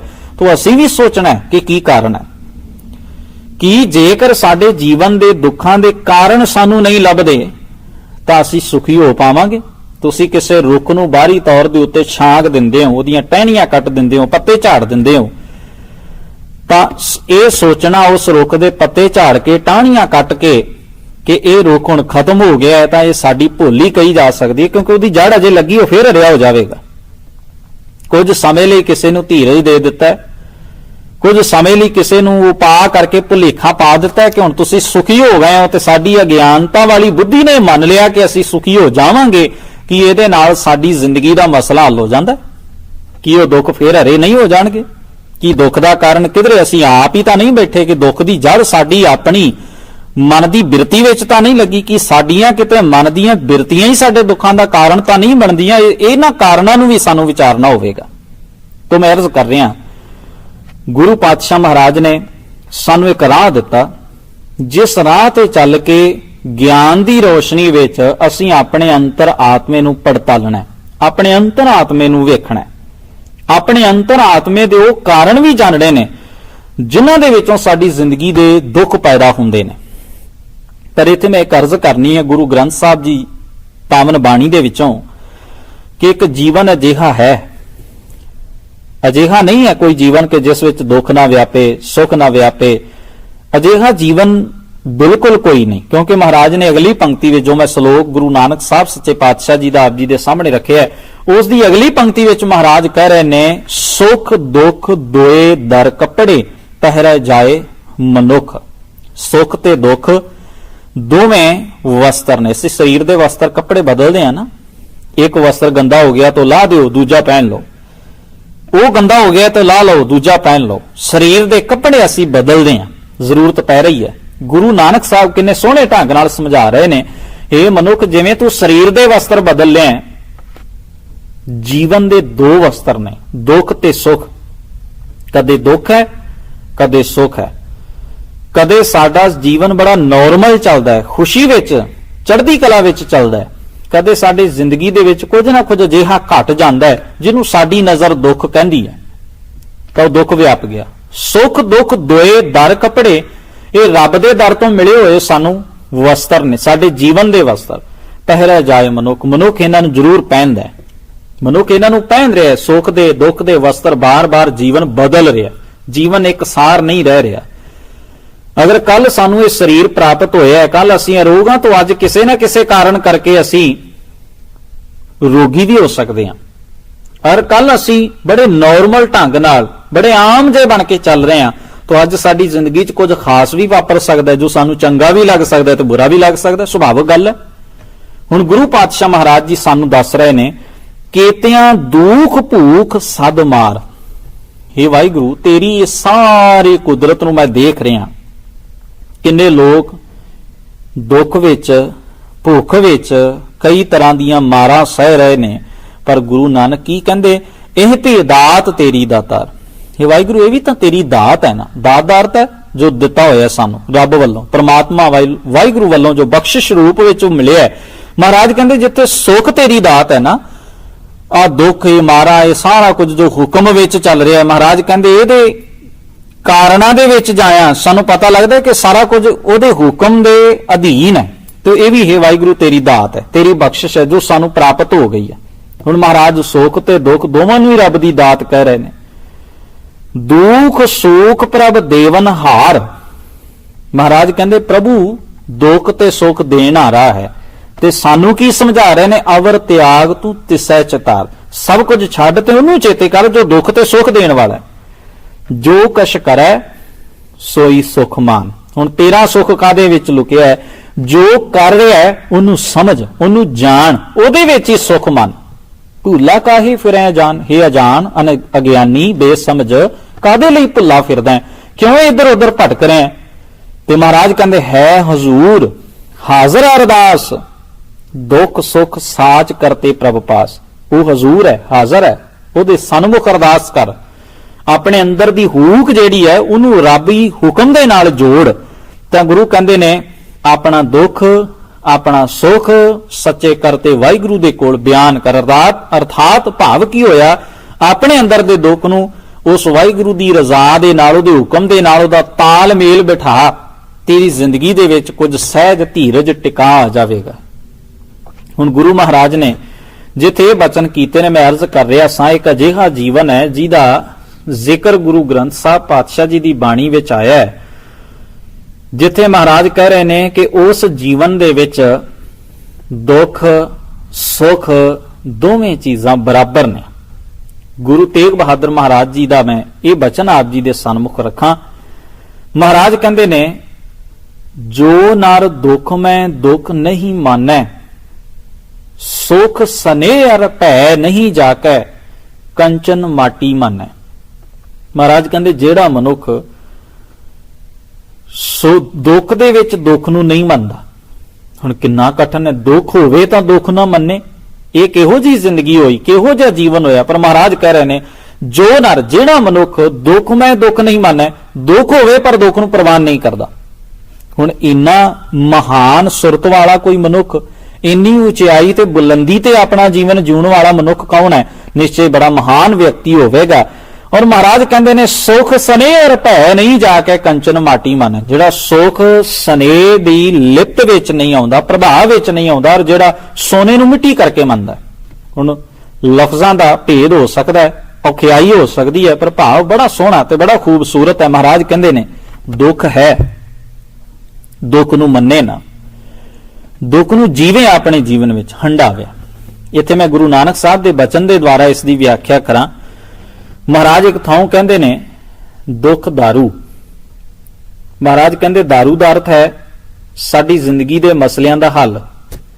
ਦਾਰੂ ਦਾ ਅਰਥ ਹੈ ਹੱਲ ਹੋ ਜਾਣਾ। ਬਿਮਾਰ ਹੋ ਜਾਂਦਾ ਕੋਈ ਮਨੁੱਖ, ਡਾਕਟਰ ਕੋਲ ਜਾਂਦਾ, ਦਵਾਈ ਲੈਂਦਾ, ਤਾਂ ਉਸ ਨੂੰ ਵੀ ਸਾਡੇ ਬਜ਼ੁਰਗ ਦਾਰੂ ਕਹਿੰਦੇ ਨੇ। ਅਸੀਂ ਦਾਰੂ ਲੈ ਕੇ ਆਏ, ਆਪਣੇ ਮਰਜ਼ ਦੀ ਦਾਰੂ, ਆਪਣੇ ਰੋਗ ਨੂੰ ਦੂਰ ਕਰਨ ਦੀ ਦਵਾਈ। ਉਹ ਮਨੁੱਖ ਦਵਾਈ ਲੈ ਕੇ, ਉਹ ਦਵਾਈ ਕੀ ਹੈ? ਹੱਲ ਹੈ, ਉਹਦੇ ਰੋਗ ਦਾ ਹੱਲ। ਸੰਜਮ ਦੱਸਿਆ, ਪਰਹੇਜ਼ ਦੱਸਿਆ ਡਾਕਟਰ ਨੇ, ਇਹ ਪਰਹੇਜ਼ ਕਰਨਾ ਹੈ, ਇਹ ਦਵਾਈ ਸਮੇਂ ਸਿਰ ਲੈਣੀ ਹੈ, ਤਾਂ ਹੱਲ ਹੋ ਗਿਆ। ਹੱਲ ਕੀ ਹੈ? ਪਾਤਸ਼ਾਹ ਕਹਿੰਦੇ, ਦੁੱਖ ਸਾਡੀ ਜ਼ਿੰਦਗੀ ਦੇ ਬਹੁਤੇ ਮਸਲਿਆਂ ਦਾ ਕਈ ਵਾਰ ਹੱਲ ਕੱਢ ਜਾਂਦਾ ਹੈ। ਇੱਕ ਮਜ਼ਦੂਰ ਸਵੇਰ ਤੋਂ ਲੈ ਕੇ ਸ਼ਾਮ ਤੱਕ ਮਜ਼ਦੂਰੀ ਕਰ ਰਿਹਾ, ਦੁੱਖ ਸਹਿ ਰਿਹਾ, ਪਰ ਅਧੀਨ ਦੂਜੇ ਦਾ ਹੁਕਮ ਮੰਨ ਰਿਹਾ, ਗਰਮੀ ਸਰਦੀ ਸਹਿ ਰਿਹਾ, ਧੁੱਪ ਛਾਂ ਦੀ ਪਰਵਾਹ ਕੀਤੇ ਬਿਨਾ ਆਪਣਾ ਪਸੀਨਾ ਵਹਾ ਰਿਹਾ, ਸ਼ਾਮ ਤੱਕ ਉਹ ਆਪਣੇ ਮਾਲਕ ਦੀਆਂ ਗੱਲਾਂ ਵੀ ਸੁਣਦਾ ਹੈ, ਕਿਰਤ ਵੀ ਕਰਦਾ ਹੈ, ਭੁੱਖ ਤੇ ਦੀ ਵੀ ਕਈ ਵਾਰ ਪਰਵਾਹ ਨਹੀਂ ਕਰਦਾ। ਇਹ ਕਸ਼ਟ ਹੈ, ਇਹ ਮਿਹਨਤ ਮਸ਼ੱਕਤ ਕਰ ਰਿਹਾ ਹੈ, ਸਰੀਰ ਨੂੰ ਕਸ਼ਟ ਤਾਂ ਹੋ ਹੀ ਰਿਹਾ ਹੈ, ਪਰ ਇਹ ਦੁੱਖ ਅਗਰ ਉਹ ਬਰਦਾਸ਼ਤ ਨਹੀਂ ਕਰੇਗਾ ਤਾਂ ਆਪਣੇ ਪਰਿਵਾਰ ਵਿੱਚ ਬੈਠ ਕੇ ਉਹ ਆਰਾਮ ਨਾਲ ਰਾਤ ਦੀ ਰੋਟੀ ਕਿਵੇਂ ਖਾਵੇਗਾ? ਉਹ ਸੁੱਖ ਹੈ, ਅਸੀਮ ਸੁੱਖ। ਉਸ ਸੁੱਖ ਦੇ ਵਿੱਚ ਆ ਕੇ ਉਹ ਸਾਰੇ ਦੁੱਖ ਭੁੱਲ ਜਾਂਦਾ ਹੈ, ਔਰ ਸਾਰਾ ਜਿਹੜਾ ਦਿਨ ਸਵੇਰ ਤੋਂ ਲੈ ਕੇ ਸ਼ਾਮ ਤੱਕ ਦਾ ਉਹਦਾ ਜਿਹੜਾ ਮਿਹਨਤ ਕਰਨ ਵਾਲਾ ਜਿਹੜਾ ਪੱਖ ਹੈ, ਦਿਨ ਹੈ, ਸਮਾਂ ਹੈ, ਉਹ ਭਲੇ ਹੀ ਉਹਦਾ ਬੜਾ ਔਖਾ ਨਿਕਲਦਾ ਹੋਵੇ, ਪਰ ਸ਼ਾਮ ਦੇ ਵਕਤ ਉਹ ਬੜਾ ਸੁਖੀ ਹੈ, ਆਪਣੇ ਪਰਿਵਾਰ 'ਚ ਬੈਠਾ ਆਰਾਮ ਨਾਲ ਰੋਟੀ ਖਾ ਰਿਹਾ ਹੈ, ਤਾਂ ਸੁਖੀ ਹੋ ਗਿਆ। ਹੁਣ ਇਹ ਸਾਰਾ ਦੁੱਖ ਉਹਨੇ ਕਿਉਂ ਸਹਿਆ? ਇੱਕ ਸੁੱਖ ਦੀ ਪ੍ਰਾਪਤੀ ਵਾਸਤੇ। ਤੇ ਉਹ ਸੁੱਖ ਉਹਦੇ ਲਈ ਬੜਾ ਅਜ਼ੀਮ ਸੁੱਖ ਹੈ, ਬੜਾ ਵੱਡਾ ਸੁੱਖ ਹੈ। ਸਾਰੇ ਦਿਨ ਦੇ ਦੁੱਖ ਉਹਦੇ ਸਾਹਮਣੇ ਕੋਈ ਅਰਥ ਹੀ ਨਹੀਂ ਰੱਖਦੇ ਹਨ। ਇੱਕ ਮੈਂ ਛੋਟੀ ਜਿਹੀ ਉਦਾਹਰਣ ਆਪ ਜੀ ਦੇ ਸਨਮੁਖ ਰੱਖੀ ਹੈ। ਅਗਰ ਇਹ ਦੁੱਖ ਨਹੀਂ ਹੋਵੇਗਾ ਤਾਂ ਸੁੱਖ ਕਿਵੇਂ ਹੋਵੇਗਾ? ਜਦੋਂ ਸੰਸਾਰ ਵਾਲੇ ਪਾਸੇ ਅਸੀਂ ਥੋੜਾ ਜਿਹਾ, ਮਨੁੱਖ ਨੇ ਜਿੰਨਾ ਅੱਜ ਤੱਕ ਵਿਕਾਸ ਕੀਤਾ ਹੈ, ਇਸ ਪਾਸੇ ਵੱਲ ਥੋੜੀ ਜਿਹੀ ਝਾਤ ਮਾਰਦੇ ਹਾਂ ਤਾਂ ਇੱਕ ਗੱਲ ਸਾਡੇ ਸਾਹਮਣੇ ਆ ਜਾਂਦੀ ਹੈ ਕਿ ਜਿੰਨੀਆਂ ਕਾਢਾਂ, ਜਿੰਨਾ ਵਿਕਾਸ ਮਨੁੱਖ ਨੇ ਕੀਤਾ ਹੈ ਨਾ, ਜੇ ਘਾਟਾਂ ਨਾ ਪੈਂਦੀਆਂ, ਆਫਤਾਂ ਨਾ ਆਉਂਦੀਆਂ, ਮੁਸੀਬਤਾਂ ਨਾ ਆਉਂਦੀਆਂ, ਇਹਨੂੰ ਉਲਝਣਾਂ ਦਾ ਸਾਹਮਣਾ ਨਾ ਕਰਨਾ ਪੈਂਦਾ ਤਾਂ ਸ਼ਾਇਦ ਇੰਨਾ ਵਿਕਾਸ ਅੱਜ ਨਾ ਹੁੰਦਾ। ਇਹ ਜੋ ਕੁਝ ਸਾਨੂੰ ਪ੍ਰਾਪਤ ਹੋਇਆ ਹੈ, ਜੋ ਕੁਝ ਮਿਲਿਆ ਹੈ, ਕਿੰਨੇ ਖੋਜੀਆਂ ਨੇ ਵੱਖ-ਵੱਖ ਤਰੀਕਿਆਂ ਨਾਲ, ਵੱਖਰੇ-ਵੱਖਰੇ ਰਾਹਾਂ ਤੇ ਚੱਲ ਕੇ, ਵੱਖਰੇ-ਵੱਖਰੇ ਪੱਖਾਂ ਤੇ ਜਾ ਕੇ ਖੋਜ ਕੀਤੀ। ਕਿਉਂ ਕੀਤੀ? ਕਿਉਂਕਿ ਲੱਗਿਆ ਇਹ ਚੀਜ਼ ਦੀ ਘਾਟ ਹੈ, ਇਹ ਚੀਜ਼ ਸਾਡੀ ਜੀਵਨ ਵਿੱਚ ਦੁੱਖ ਪੈਦਾ ਕਰ ਰਹੀ ਹੈ, ਤਾਂ ਇਹਦਾ ਹੱਲ ਲੱਭੋ। ਉਹ ਹੱਲ ਕੱਢ ਲਿਆ ਗਿਆ। ਦੁੱਖ ਨੇ ਦਾਰੂ ਪੈਦਾ ਕਰ ਦਿੱਤਾ, ਹੱਲ ਪੈਦਾ ਕਰ ਦਿੱਤਾ, ਜੀਵਨ ਨੂੰ ਸੁਖੀ ਬਣਾ ਦਿੱਤਾ। ਪਰ ਇੱਕ ਅਗਲੇਰਾ ਬਚਨ ਵੀ ਮਹਾਰਾਜ ਨੇ ਬਾਣੀ ਵਿੱਚ ਕਿਹਾ, ਸੁਖ ਰੋਗ ਭਇਆ। ਮਹਾਰਾਜ ਕਹਿੰਦੇ ਸੁਖ ਬਹੁਤੀ ਵਾਰ ਰੋਗ ਦਾ ਕਾਰਨ ਬਣ ਜਾਂਦਾ ਹੈ। ਸਾਰਾ ਕੁਝ ਹੈ ਮਨੁੱਖ ਦੇ ਕੋਲ, ਬੜੇ ਹੀ ਸੁੰਦਰ ਸਵਾਦਲੇ ਪਦਾਰਥ ਖਾਣ ਵਾਸਤੇ, ਸੌਣ ਵਾਸਤੇ, ਸੇਜਾ ਭੋਗਣ ਮਾਨਣ ਵਾਸਤੇ, ਹਰ ਇੱਕ ਚੀਜ਼, ਸ਼ੈ, ਪਦਾਰਥ ਆਦਿਕ ਸਾਰਾ ਕੁਝ।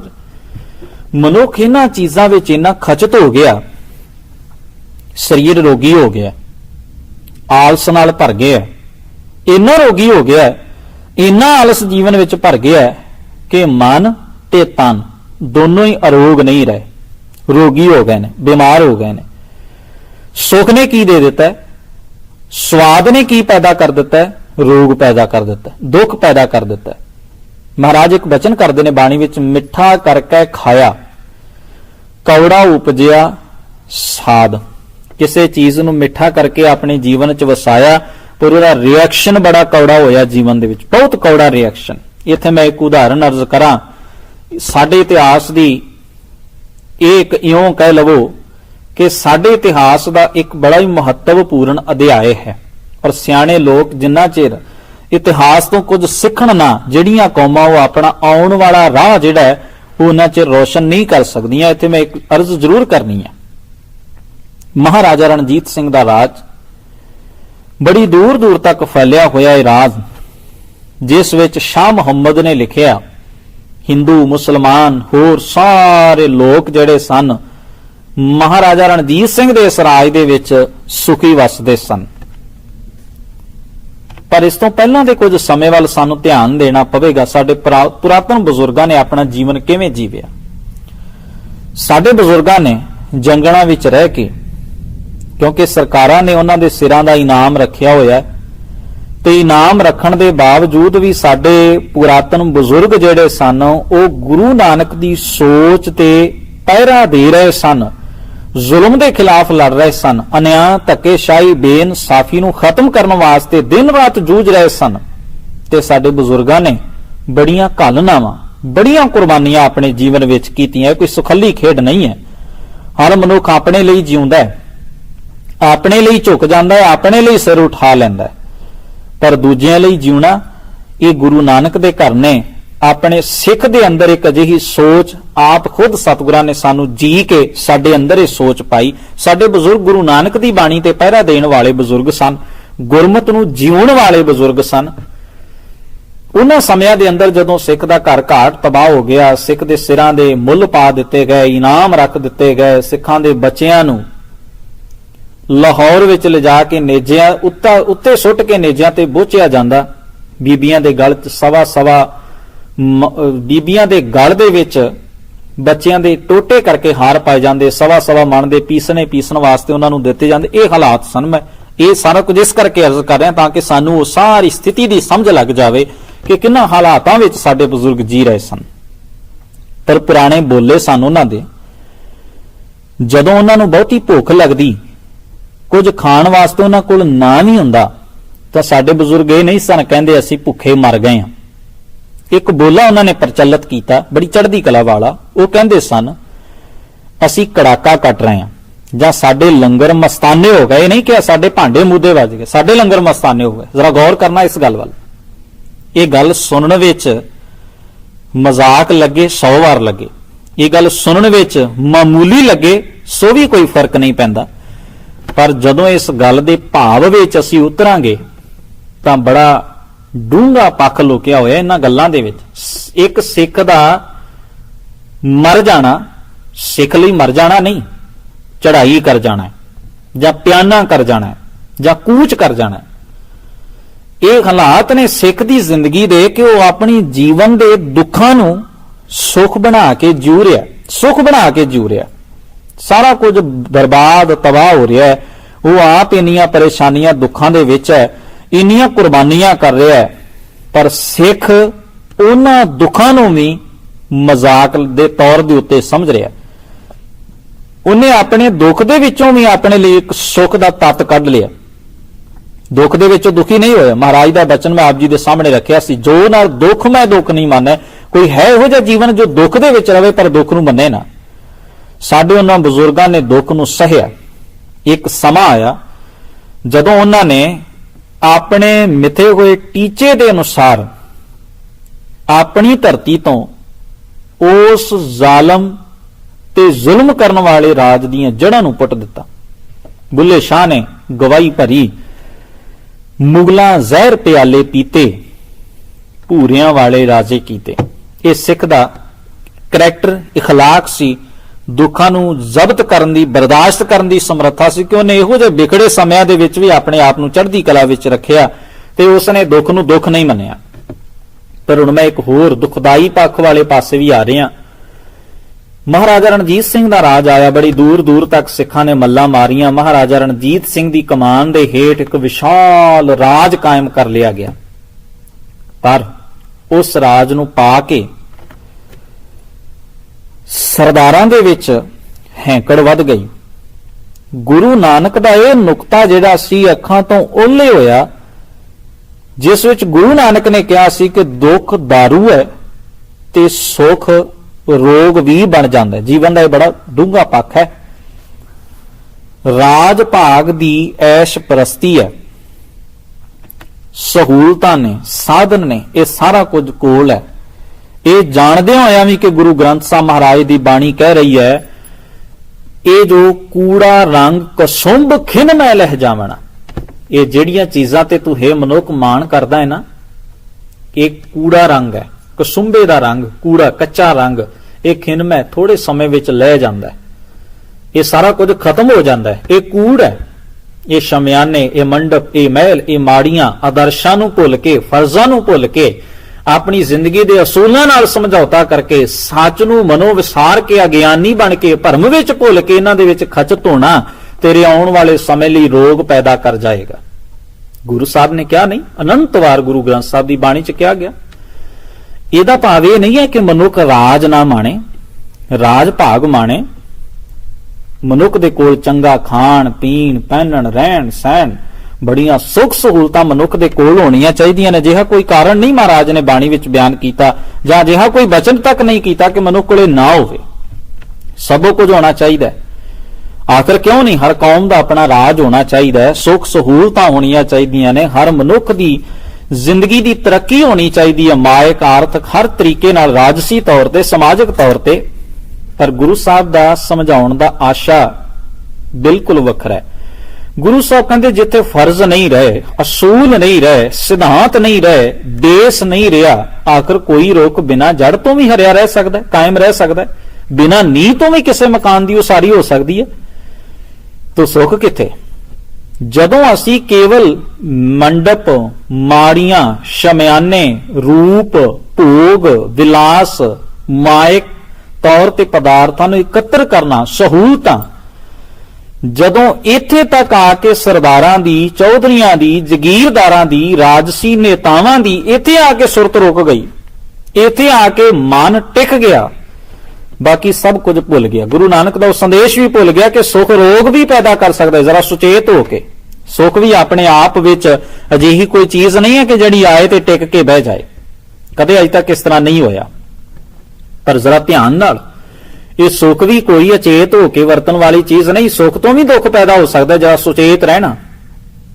ਖੜੇ ਹੋਏ ਪਾਣੀ ਵਿੱਚ, ਭਾਵੇਂ ਉਹ ਬੜਾ ਨਿਰਮਲ ਹੈ, ਭਾਵੇਂ ਕਿੰਨੇ ਵੀ ਪਵਿੱਤਰ ਸਰੋਵਰ ਵਿੱਚ ਪਿਆ ਹੋਇਆ ਹੈ, ਪਰ ਉਹਦੇ ਵਿੱਚ ਵੀ ਜਾਲਾ ਪੈ ਸਕਦਾ ਹੈ, ਉਹਦੇ ਵਿੱਚੋਂ ਵੀ ਬਦਬੂ ਆ ਸਕਦੀ ਹੈ। ਜ਼ਰਾ ਧਿਆਨ ਨਾਲ, ਖਾਣ ਨੂੰ ਮਿੱਠਾ ਲੱਗ ਰਿਹਾ ਕੋਈ ਪਦਾਰਥ, ਪਰ ਜ਼ਰਾ ਧਿਆਨ ਨਾਲ ਅਗਰ ਜ਼ਿਆਦਾ ਖਾਧਾ ਗਿਆ, ਸੁਚੇਤ ਹੋ ਕੇ ਨਾ ਖਾਧਾ ਗਿਆ, ਸਰੀਰ ਦੀ ਕੈਪੈਸਿਟੀ ਤੋਂ ਵੱਧ ਖਾਧਾ ਗਿਆ, ਰੋਗ ਪੈਦਾ ਕਰ ਦੇਗਾ। ਜ਼ਰਾ ਸੁਚੇਤ ਹੋ ਕੇ ਖਾਣਾ ਚਾਹੀਦਾ। ਇਹਦਾ ਮਤਲਬ ਇਹ ਨਹੀਂ ਹੈ ਕਿ ਅਗਰ ਸਾਡੇ ਸਾਹਮਣੇ ਬਹੁਤ ਜ਼ਿਆਦਾ ਪਦਾਰਥ ਪਏ ਹੋਏ ਨੇ ਖਾਣ ਵਾਸਤੇ ਤੇ ਮਨੁੱਖ ਆਪਣੀ ਕੈਪੈਸਿਟੀ ਵੀ ਨਾ ਦੇਖੇ ਤੇ ਵੀ ਨਾ ਦੇਖੇ ਇਹਨਾਂ ਦਾ ਰਿਐਕਸ਼ਨ ਕੀ ਹੋਵੇਗਾ, ਤੂੰ ਮਿੱਠਾ ਕਰਕੇ ਖਾਇਆ ਕੌੜਾ ਉਪਜਿਆ ਸਾਧ ਵਾਲੀ ਗੱਲ ਬਣ ਜਾਏ। ਤੋ ਕੀ ਹੋਇਆ? ਉਸ ਰਾਜ ਦੇ ਜਦੋਂ ਕਿੰਗਰੇ ਡਿੱਗੇ, ਕਵੀਆਂ ਨੇ ਉਸ ਉੱਤੇ ਵੈਣ ਪਾਏ, ਵੱਡੇ ਵੱਡੇ ਲਿਖਾਰੀਆਂ ਨੇ ਉਸ ਦਰਦਨਾਕ ਗਾਥਾਵਾਂ ਦਾ, ਉਸ ਕਹਾਣੀ ਦਾ, ਉਸ ਇਤਿਹਾਸ ਦੇ ਪੱਖ ਦਾ ਜਦੋਂ ਜ਼ਿਕਰ ਕੀਤਾ, ਅੱਜ ਵੀ ਜਦੋਂ ਪੜ੍ਹਦੇ ਹਾਂ ਤਾਂ ਮਨ ਦੁਖੀ ਹੋ ਜਾਂਦਾ ਹੈ। ਇੱਕ ਅਜਿਹਾ ਰਾਜ ਸੀ ਜਿਹਨੂੰ ਬਹੁਤੇ ਲੋਕਾਂ ਨੇ ਸਲਾਹਿਆ ਵੀ, ਪਰ ਉਸ ਰਾਜ ਦਾ ਇੰਨਾ ਬੁਰਾ ਹਸ਼ਰ ਕਿਸੇ ਚੀਜ਼ ਦਾ ਹੋਵੇ, ਮਾਲਕ ਦੀ ਤੌਬਾ। ਪਰ ਆਖਰ ਇਸ ਦੇ ਪਿੱਛੇ ਮੂਲ ਕਾਰਨ ਤਾਂ ਹਨ ਨਾ। ਇਹ ਰੋਗ ਗਲ ਕਿਉਂ ਪੈ ਗਿਆ ਹੈ? ਇਹ ਤਬਾਹੀ ਗਲ ਕਿਉਂ ਪੈ ਗਈ ਹੈ? ਇਹ ਤਬਾਹੀ ਦਾ ਮੰਜ਼ਰ ਕਿਉਂ ਦੇਖਣਾ ਪਿਆ? ਸ਼ਾਇਦ ਇਸ ਕਰਕੇ ਕਿ ਸੁਖ ਨੂੰ ਜ਼ਬਤ ਨਾਲ ਵਰਤਿਆ ਨਾ ਗਿਆ ਹੋਵੇਗਾ। ਕੋਈ ਨਾ ਕੋਈ ਕਾਰਨ ਜ਼ਰੂਰ ਹੈ ਜੋ ਗੁਰੂ ਗ੍ਰੰਥ ਸਾਹਿਬ ਮਹਾਰਾਜ ਦੀ ਬਾਣੀ ਵੀ ਸਾਨੂੰ ਦੱਸ ਹੀ ਰਹੀ ਹੈ। ਖੈਰ ਤੋਂ ਮੈਂ ਅਰਜ਼ ਕਰ ਰਿਹਾ, ਇੱਕ ਤਾਂ ਇੱਕ ਛੋਟੀ ਜਿਹੀ ਉਦਾਹਰਣ ਮੈਂ ਆਪ ਜੀ ਦੇ ਸਨਮੁਖ ਰੱਖੀ ਹੈ। ਗੁਰੂ ਸਾਹਿਬ ਸਾਡੇ ਸਾਹਮਣੇ ਇਹ ਬਿਆਨ ਕਰ ਰਹੇ ਨੇ ਕਿ ਸੁਖ ਰੋਗ ਬਣ ਸਕਦਾ ਹੈ। ਤੋਂ ਮੈਂ ਅਰਜ਼ ਕੀਤੀ ਹੈ ਗੁਰੂ ਤੇਗ ਬਹਾਦਰ ਮਹਾਰਾਜ ਦਾ ਇਹ ਬਚਨ ਕਿ ਕੋਈ ਅਜਿਹਾ ਦਰਸ਼ਕ ਜੀਵਨ ਹੈ ਜਿਹੜਾ ਦੁੱਖ ਦੇ ਵਿੱਚ ਵੀ ਦੁੱਖ ਨਾ ਮੰਨੇ, ਔਰ ਸੁਖ ਸਨੇਹ ਅਰ ਭੈ ਨਹੀਂ ਜਾਕੇ, ਜਿਹੜਾ ਸੁਖ ਵਿੱਚ ਮੁਬਤਲਾ ਨਾ ਹੋਵੇ, ਗ੍ਰਸਤ ਨਾ ਹੋਵੇ, ਜਿਹੜਾ ਇਹ ਸਚਾਈ ਨੂੰ ਜਾਣ ਲਵੇ ਕਿ ਅੱਜ ਸੁਖ ਹੈ ਤਾਂ ਅਹੰਕਾਰ ਤੇ ਇਹਦੇ ਚ ਖਚ ਧੋਣ ਵਾਲੀ ਕੋਈ ਗੱਲ ਨਹੀਂ। ਆਪਣੇ ਫਰਜ਼ ਅਸੂਲ ਨੂੰ, ਸਚਾਈ ਨੂੰ ਚੇਤੇ ਜ਼ਰੂਰ ਰੱਖਾਂ। ਇਹ ਸੱਚ ਹੈ ਕਿ ਇਸ ਸੁਖ ਨੇ ਸਦਾ ਕਾਇਮ ਨਹੀਂ ਰਹਿਣਾ। ਤੋਂ ਮਹਾਰਾਜ ਦੇ ਲਈ ਮਹਾਰਾਜ ਨੇ ਸਾਡੇ ਲਈ ਇੱਕ ਬੜੀ ਟਿਕਾ ਦੀ ਗੱਲ ਸਾਡੇ ਸਨਮੁਖ ਰੱਖੀ ਹੈ ਕਿ ਜੇ ਦੁੱਖ ਆ ਜਾਏ ਤਾਂ ਇਹ ਜ਼ਰੂਰ ਸੋਚ ਲਈ ਕਿ ਸੁੱਖ ਤੋਂ ਬਾਅਦ ਦੁੱਖ ਦਾ ਵੀ ਸਮਾਂ ਹੈ, ਤੇ ਜੇ ਦੁੱਖ ਆ ਗਿਆ ਤਾਂ ਇਸ ਤੋਂ ਬਾਅਦ ਇਹ ਵੀ ਸੋਚ ਲਈ ਕਿ ਦੁੱਖ ਵੀ ਆਖਰ ਮੁੱਕ ਜਾਂਦੇ ਨੇ, ਸੁੱਖ ਵੀ ਆ ਸਕਦਾ ਹੈ। ਤੋ ਤੇਰੇ ਜੀਵਨ ਹਾਲਾਤ ਕੁਝ ਟਿਕਾਊ ਹੋ ਜਾਣਗੇ। ਪਰ ਮਹਾਰਾਜ ਕਹਿ ਰਹੇ ਨੇ ਸੁਖ ਸਨੇਹ ਭੈ ਨਹੀਂ ਜਾਕੇ, ਕੰਚਨ ਮਾਟੀ ਮੰਨੈ, ਸੋਨੇ ਨੂੰ ਮਿੱਟੀ ਮੰਨੇ। ਉਹ ਸਚਾਈ ਨੂੰ ਜਾਣ ਲਵੇ ਕਿ ਕਾਇਮ ਰਹਿਣ ਵਾਲੀ ਚੀਜ਼ ਨਹੀਂ। ਜੇ ਕੱਲ ਨੂੰ ਗਵਾਚ ਵੀ ਜਾਏਗੀ ਤੂੰ ਦੁਖੀ ਨਹੀਂ ਹੋਵੇਂਗਾ, ਪਰੇਸ਼ਾਨ ਨਹੀਂ ਹੋਵੇਂਗਾ। तो ਇਹ ਕੁਝ ਨੁਕਤੇ ਜੋ ਗੁਰੂ ਗ੍ਰੰਥ ਸਾਹਿਬ ਨੇ ਬਿਆਨ ਕੀਤੇ, ਸੁਖ ਦੁੱਖ ਦੋਨੋਂ ਸਮ ਕਰ ਜਾਣੈ, ਔਰ ਮਾਨ ਅਪਮਾਨਾ ਹਰਖ ਸੋਗ ਤੇ ਰਹਿ ਅਤੀਤਾ, ਤਿੰਨ ਜਗ ਤਤ ਪਛਾਨਾ। ਉਹਨੇ ਜਗ ਦਾ, ਜੀਵਨ ਦਾ ਤਤ ਪਛਾਣ ਲਿਆ, ਜਿਹੜਾ ਹਰਖ ਸੋਗ, ਸੁਖ ਦੁੱਖ ਇਹਨਾਂ ਨੂੰ ਸਮ ਕਰਕੇ, ਬਰਾਬਰ ਕਰਕੇ ਜਾਣਦਾ, ਇਹਨਾਂ ਤੋਂ ਅਤੀਤ ਨਿਰਲੇਪ ਹੈ ਅਤੇ ਮਾਨ ਅਪਮਾਨ ਦੋਨਾਂ ਦੇ ਵਿੱਚ ਮੁਕਤ ਹੈ। ਸੁਖ ਦੁੱਖ ਸਮ ਕਰ ਜਾਣੀਏ, ਸ਼ਬਦ ਭੇਦ ਸੁਖ ਹੋਏ। ਗੁਰੂ ਨਾਨਕ ਸਾਹਿਬ ਸੱਚੇ ਪਾਤਸ਼ਾਹ ਜੀ ਫਰਮਾ ਰਹੇ ਨੇ। ਤੇ ਇਹ ਬਚਨ ਮੈਂ ਇਸ ਕਰਕੇ ਅਰਜ਼ ਕੀਤੇ ਨੇ, ਗੁਰੂ ਗ੍ਰੰਥ ਸਾਹਿਬ ਮਹਾਰਾਜ ਦੀ ਬਾਣੀ ਨੇ ਇੱਕ ਅਜਿਹੇ ਜੀਵਨ ਦਾ ਵੀ ਜ਼ਿਕਰ ਸਾਡੇ ਸਨਮੁਖ ਕੀਤਾ ਹੈ ਆਪਣੇ ਬਚਨਾਂ ਰਾਹੀਂ, ਜਿੱਥੇ ਸਤਿਗੁਰੂ ਜੀ ਨੇ ਇਹ ਫਰਮਾਇਆ ਹੈ ਕਿ ਇੱਕ ਜੀਵਨ ਅਜਿਹਾ ਵੀ ਹੈ ਜੋ ਸਚਾਈ ਨੂੰ ਇਸ ਕਦਰ ਜਾਣ ਗਿਆ, ਗੁਰੂ ਮਤ, ਗੁਰੂ ਗਿਆਨ ਨੂੰ ਇਸ ਕਦਰ ਉਹਨੇ ਆਪਣੇ ਜੀਵਨ ਵਿੱਚ ਜੀ ਲਿਆ ਕਿ ਉਹਦੇ ਸਾਹਮਣੇ ਦੁੱਖ ਸੁੱਖ, ਮਾਨ ਅਪਮਾਨ, ਇਹ ਸਾਰਾ ਕੁਝ ਇੱਕ ਸਮਾਨ ਹੋ ਗਿਆ। ਪਰ ਗੁਰੂ ਪਾਤਸ਼ਾਹ ਮਹਾਰਾਜ ਦੀ ਇੱਕ ਬਾਣੀ ਦਾ ਮੈਂ ਹੋਰ ਪੱਖ ਵੀ ਆਪ ਜੀ ਦੇ ਸਨਮੁਖ ਰੱਖਣਾ ਹੈ। ਉਹ ਪੱਖ ਇਹ ਹੈ ਕਿ ਪਾਤਸ਼ਾਹ ਜੀ ਕਹਿੰਦੇ ਸੁੱਖ ਤੋਂ ਵੀ ਦੁੱਖ ਪੈਦਾ ਹੋ ਜਾਂਦਾ। ਜਿਵੇਂ ਮੈਂ ਪਹਿਲਾਂ ਇੱਕ ਅਰਜ਼ ਕੀਤੀ ਸੀ, ਕਬੀਰ ਸਾਹਿਬ ਜੀ ਦਾ ਬਚਨ ਮੈਂ ਆਪ ਜੀ ਦੇ ਨਜ਼ਰ ਕਰਨਾ। ਕਹਿੰਦੇ ਨੇ, ਸੁਖ ਮੰਗਤ ਦੁੱਖ ਆਗੇ ਆਵੇ, ਸੋ ਸੁਖ ਹਮੋ ਨਾ ਮੰਗਿਆ ਪਾਵੇ। ਕਹਿੰਦੇ हे ਵਾਹਿਗੁਰੂ, हे ਅਕਾਲ ਪੁਰਖ ਜੀ, ਸੁਖ ਮੰਗਦਾ ਦੁੱਖ ਅੱਗੇ ਆ ਜਾਂਦਾ ਹੈ। ਅਜਿਹਾ ਸੁਖ ਮੈਂ ਨਹੀਂ ਲੋੜਦਾ। ਸੁਖ ਮੰਗਾ ਦੁੱਖ ਅੱਗੇ ਆ ਜਾਏ, ਉਹ ਸੁਖ ਜਿਹੜਾ ਮੇਰੇ ਜੀਵਨ 'ਚ ਇਹ ਦੁੱਖ ਪੈਦਾ ਕਰ ਜਾਏ, ਇਹ ਸੁਖ ਮੈਨੂੰ ਨਹੀਂ ਚਾਹੀਦਾ। ਵਿਖਿਆ ਆਜੋ ਸੁਰਤ ਸੁਖ ਆਸਾ, ਕੈਸੇ ਹੋਈ ਹੈ ਰਾਜਾ ਰਾਮ ਨਿਵਾਸਾ। ਜਾਂ ਫਿਰ ਮਹਾਰਾਜ ਕਹਿੰਦੇ ਸੁਖ ਮੰਗਤ ਦੁੱਖ ਆਗਲ ਹੋਏ। ਇਹ ਬਚਨ ਗੁਰੂ ਨਾਨਕ ਮਹਾਰਾਜ ਜੀ ਦਾ ਹੈ। ਤੋ ਸਾਨੂੰ ਇਹਨਾਂ ਪੱਖਾਂ ਦੇ ਉੱਤੇ ਵਿਚਾਰ ਕਰਦਿਆਂ ਹੋਇਆਂ ਜਦੋਂ ਅਸੀਂ ਕਬੀਰ ਸਾਹਿਬ ਜੀ ਦੀ ਇਸ ਬਾਣੀ ਦੇ ਇਸ ਨੁਕਤੇ ਵੱਲ ਖਿਆਲ ਕਰਦੇ ਹਾਂ, ਜਿੱਥੇ ਕਬੀਰ ਸਾਹਿਬ ਕਹਿੰਦੇ ਸੁੱਖ ਮੰਗਿਆ ਦੁੱਖ ਅੱਗੇ ਆ ਜਾਵੇ, ਮੈਨੂੰ ਇਹ ਸੁੱਖ ਹੋਛਾ ਸੁੱਖ, ਇਹ ਸੁੱਖ ਨਹੀਂ ਚਾਹੀਦਾ ਜੋ ਬਾਹਰੀ ਦੇਖਣ ਵਾਸਤੇ ਬੜਾ ਸੋਹਣਾ ਹੈ, ਬੜਾ ਵਧੀਆ ਹੈ, ਪਰ ਇਹਦੇ ਅੰਦਰ ਜ਼ਰੂਰ ਕੋਈ ਨਾ ਕੋਈ ਦੁੱਖ ਲੁਕਿਆ ਹੋਵੇ। ਔਰ ਇੱਥੇ ਮੈਂ ਇੱਕ ਪੱਖ ਆਪ ਜੀ ਦੇ ਸਾਹਮਣੇ ਰੱਖਣਾ ਹੈ। ਕਿਸੇ ਵਿਦਵਾਨ ਨੇ ਕਿਹਾ, ਜਦੋਂ ਸੁੱਖ ਆਉਂਦਾ ਹੈ ਨਾ ਤਾਂ ਇਕੱਲਾ ਨਹੀਂ ਆਉਂਦਾ, ਢੇਰ ਸਾਰੀਆਂ ਚਿੰਤਾਵਾਂ ਦੀ ਪੰਡ ਬਣ ਕੇ ਸਾਡੇ ਵਿਹੜੇ ਵਿੱਚ ਆ ਕੇ ਦਸਤਕ ਦਿੰਦਾ ਹੈ। ਸੁੱਖ ਇਕੱਲਾ ਨਹੀਂ ਆਇਆ, ਚਿੰਤਾ ਜ਼ਰੂਰ ਆਈ ਹੈ।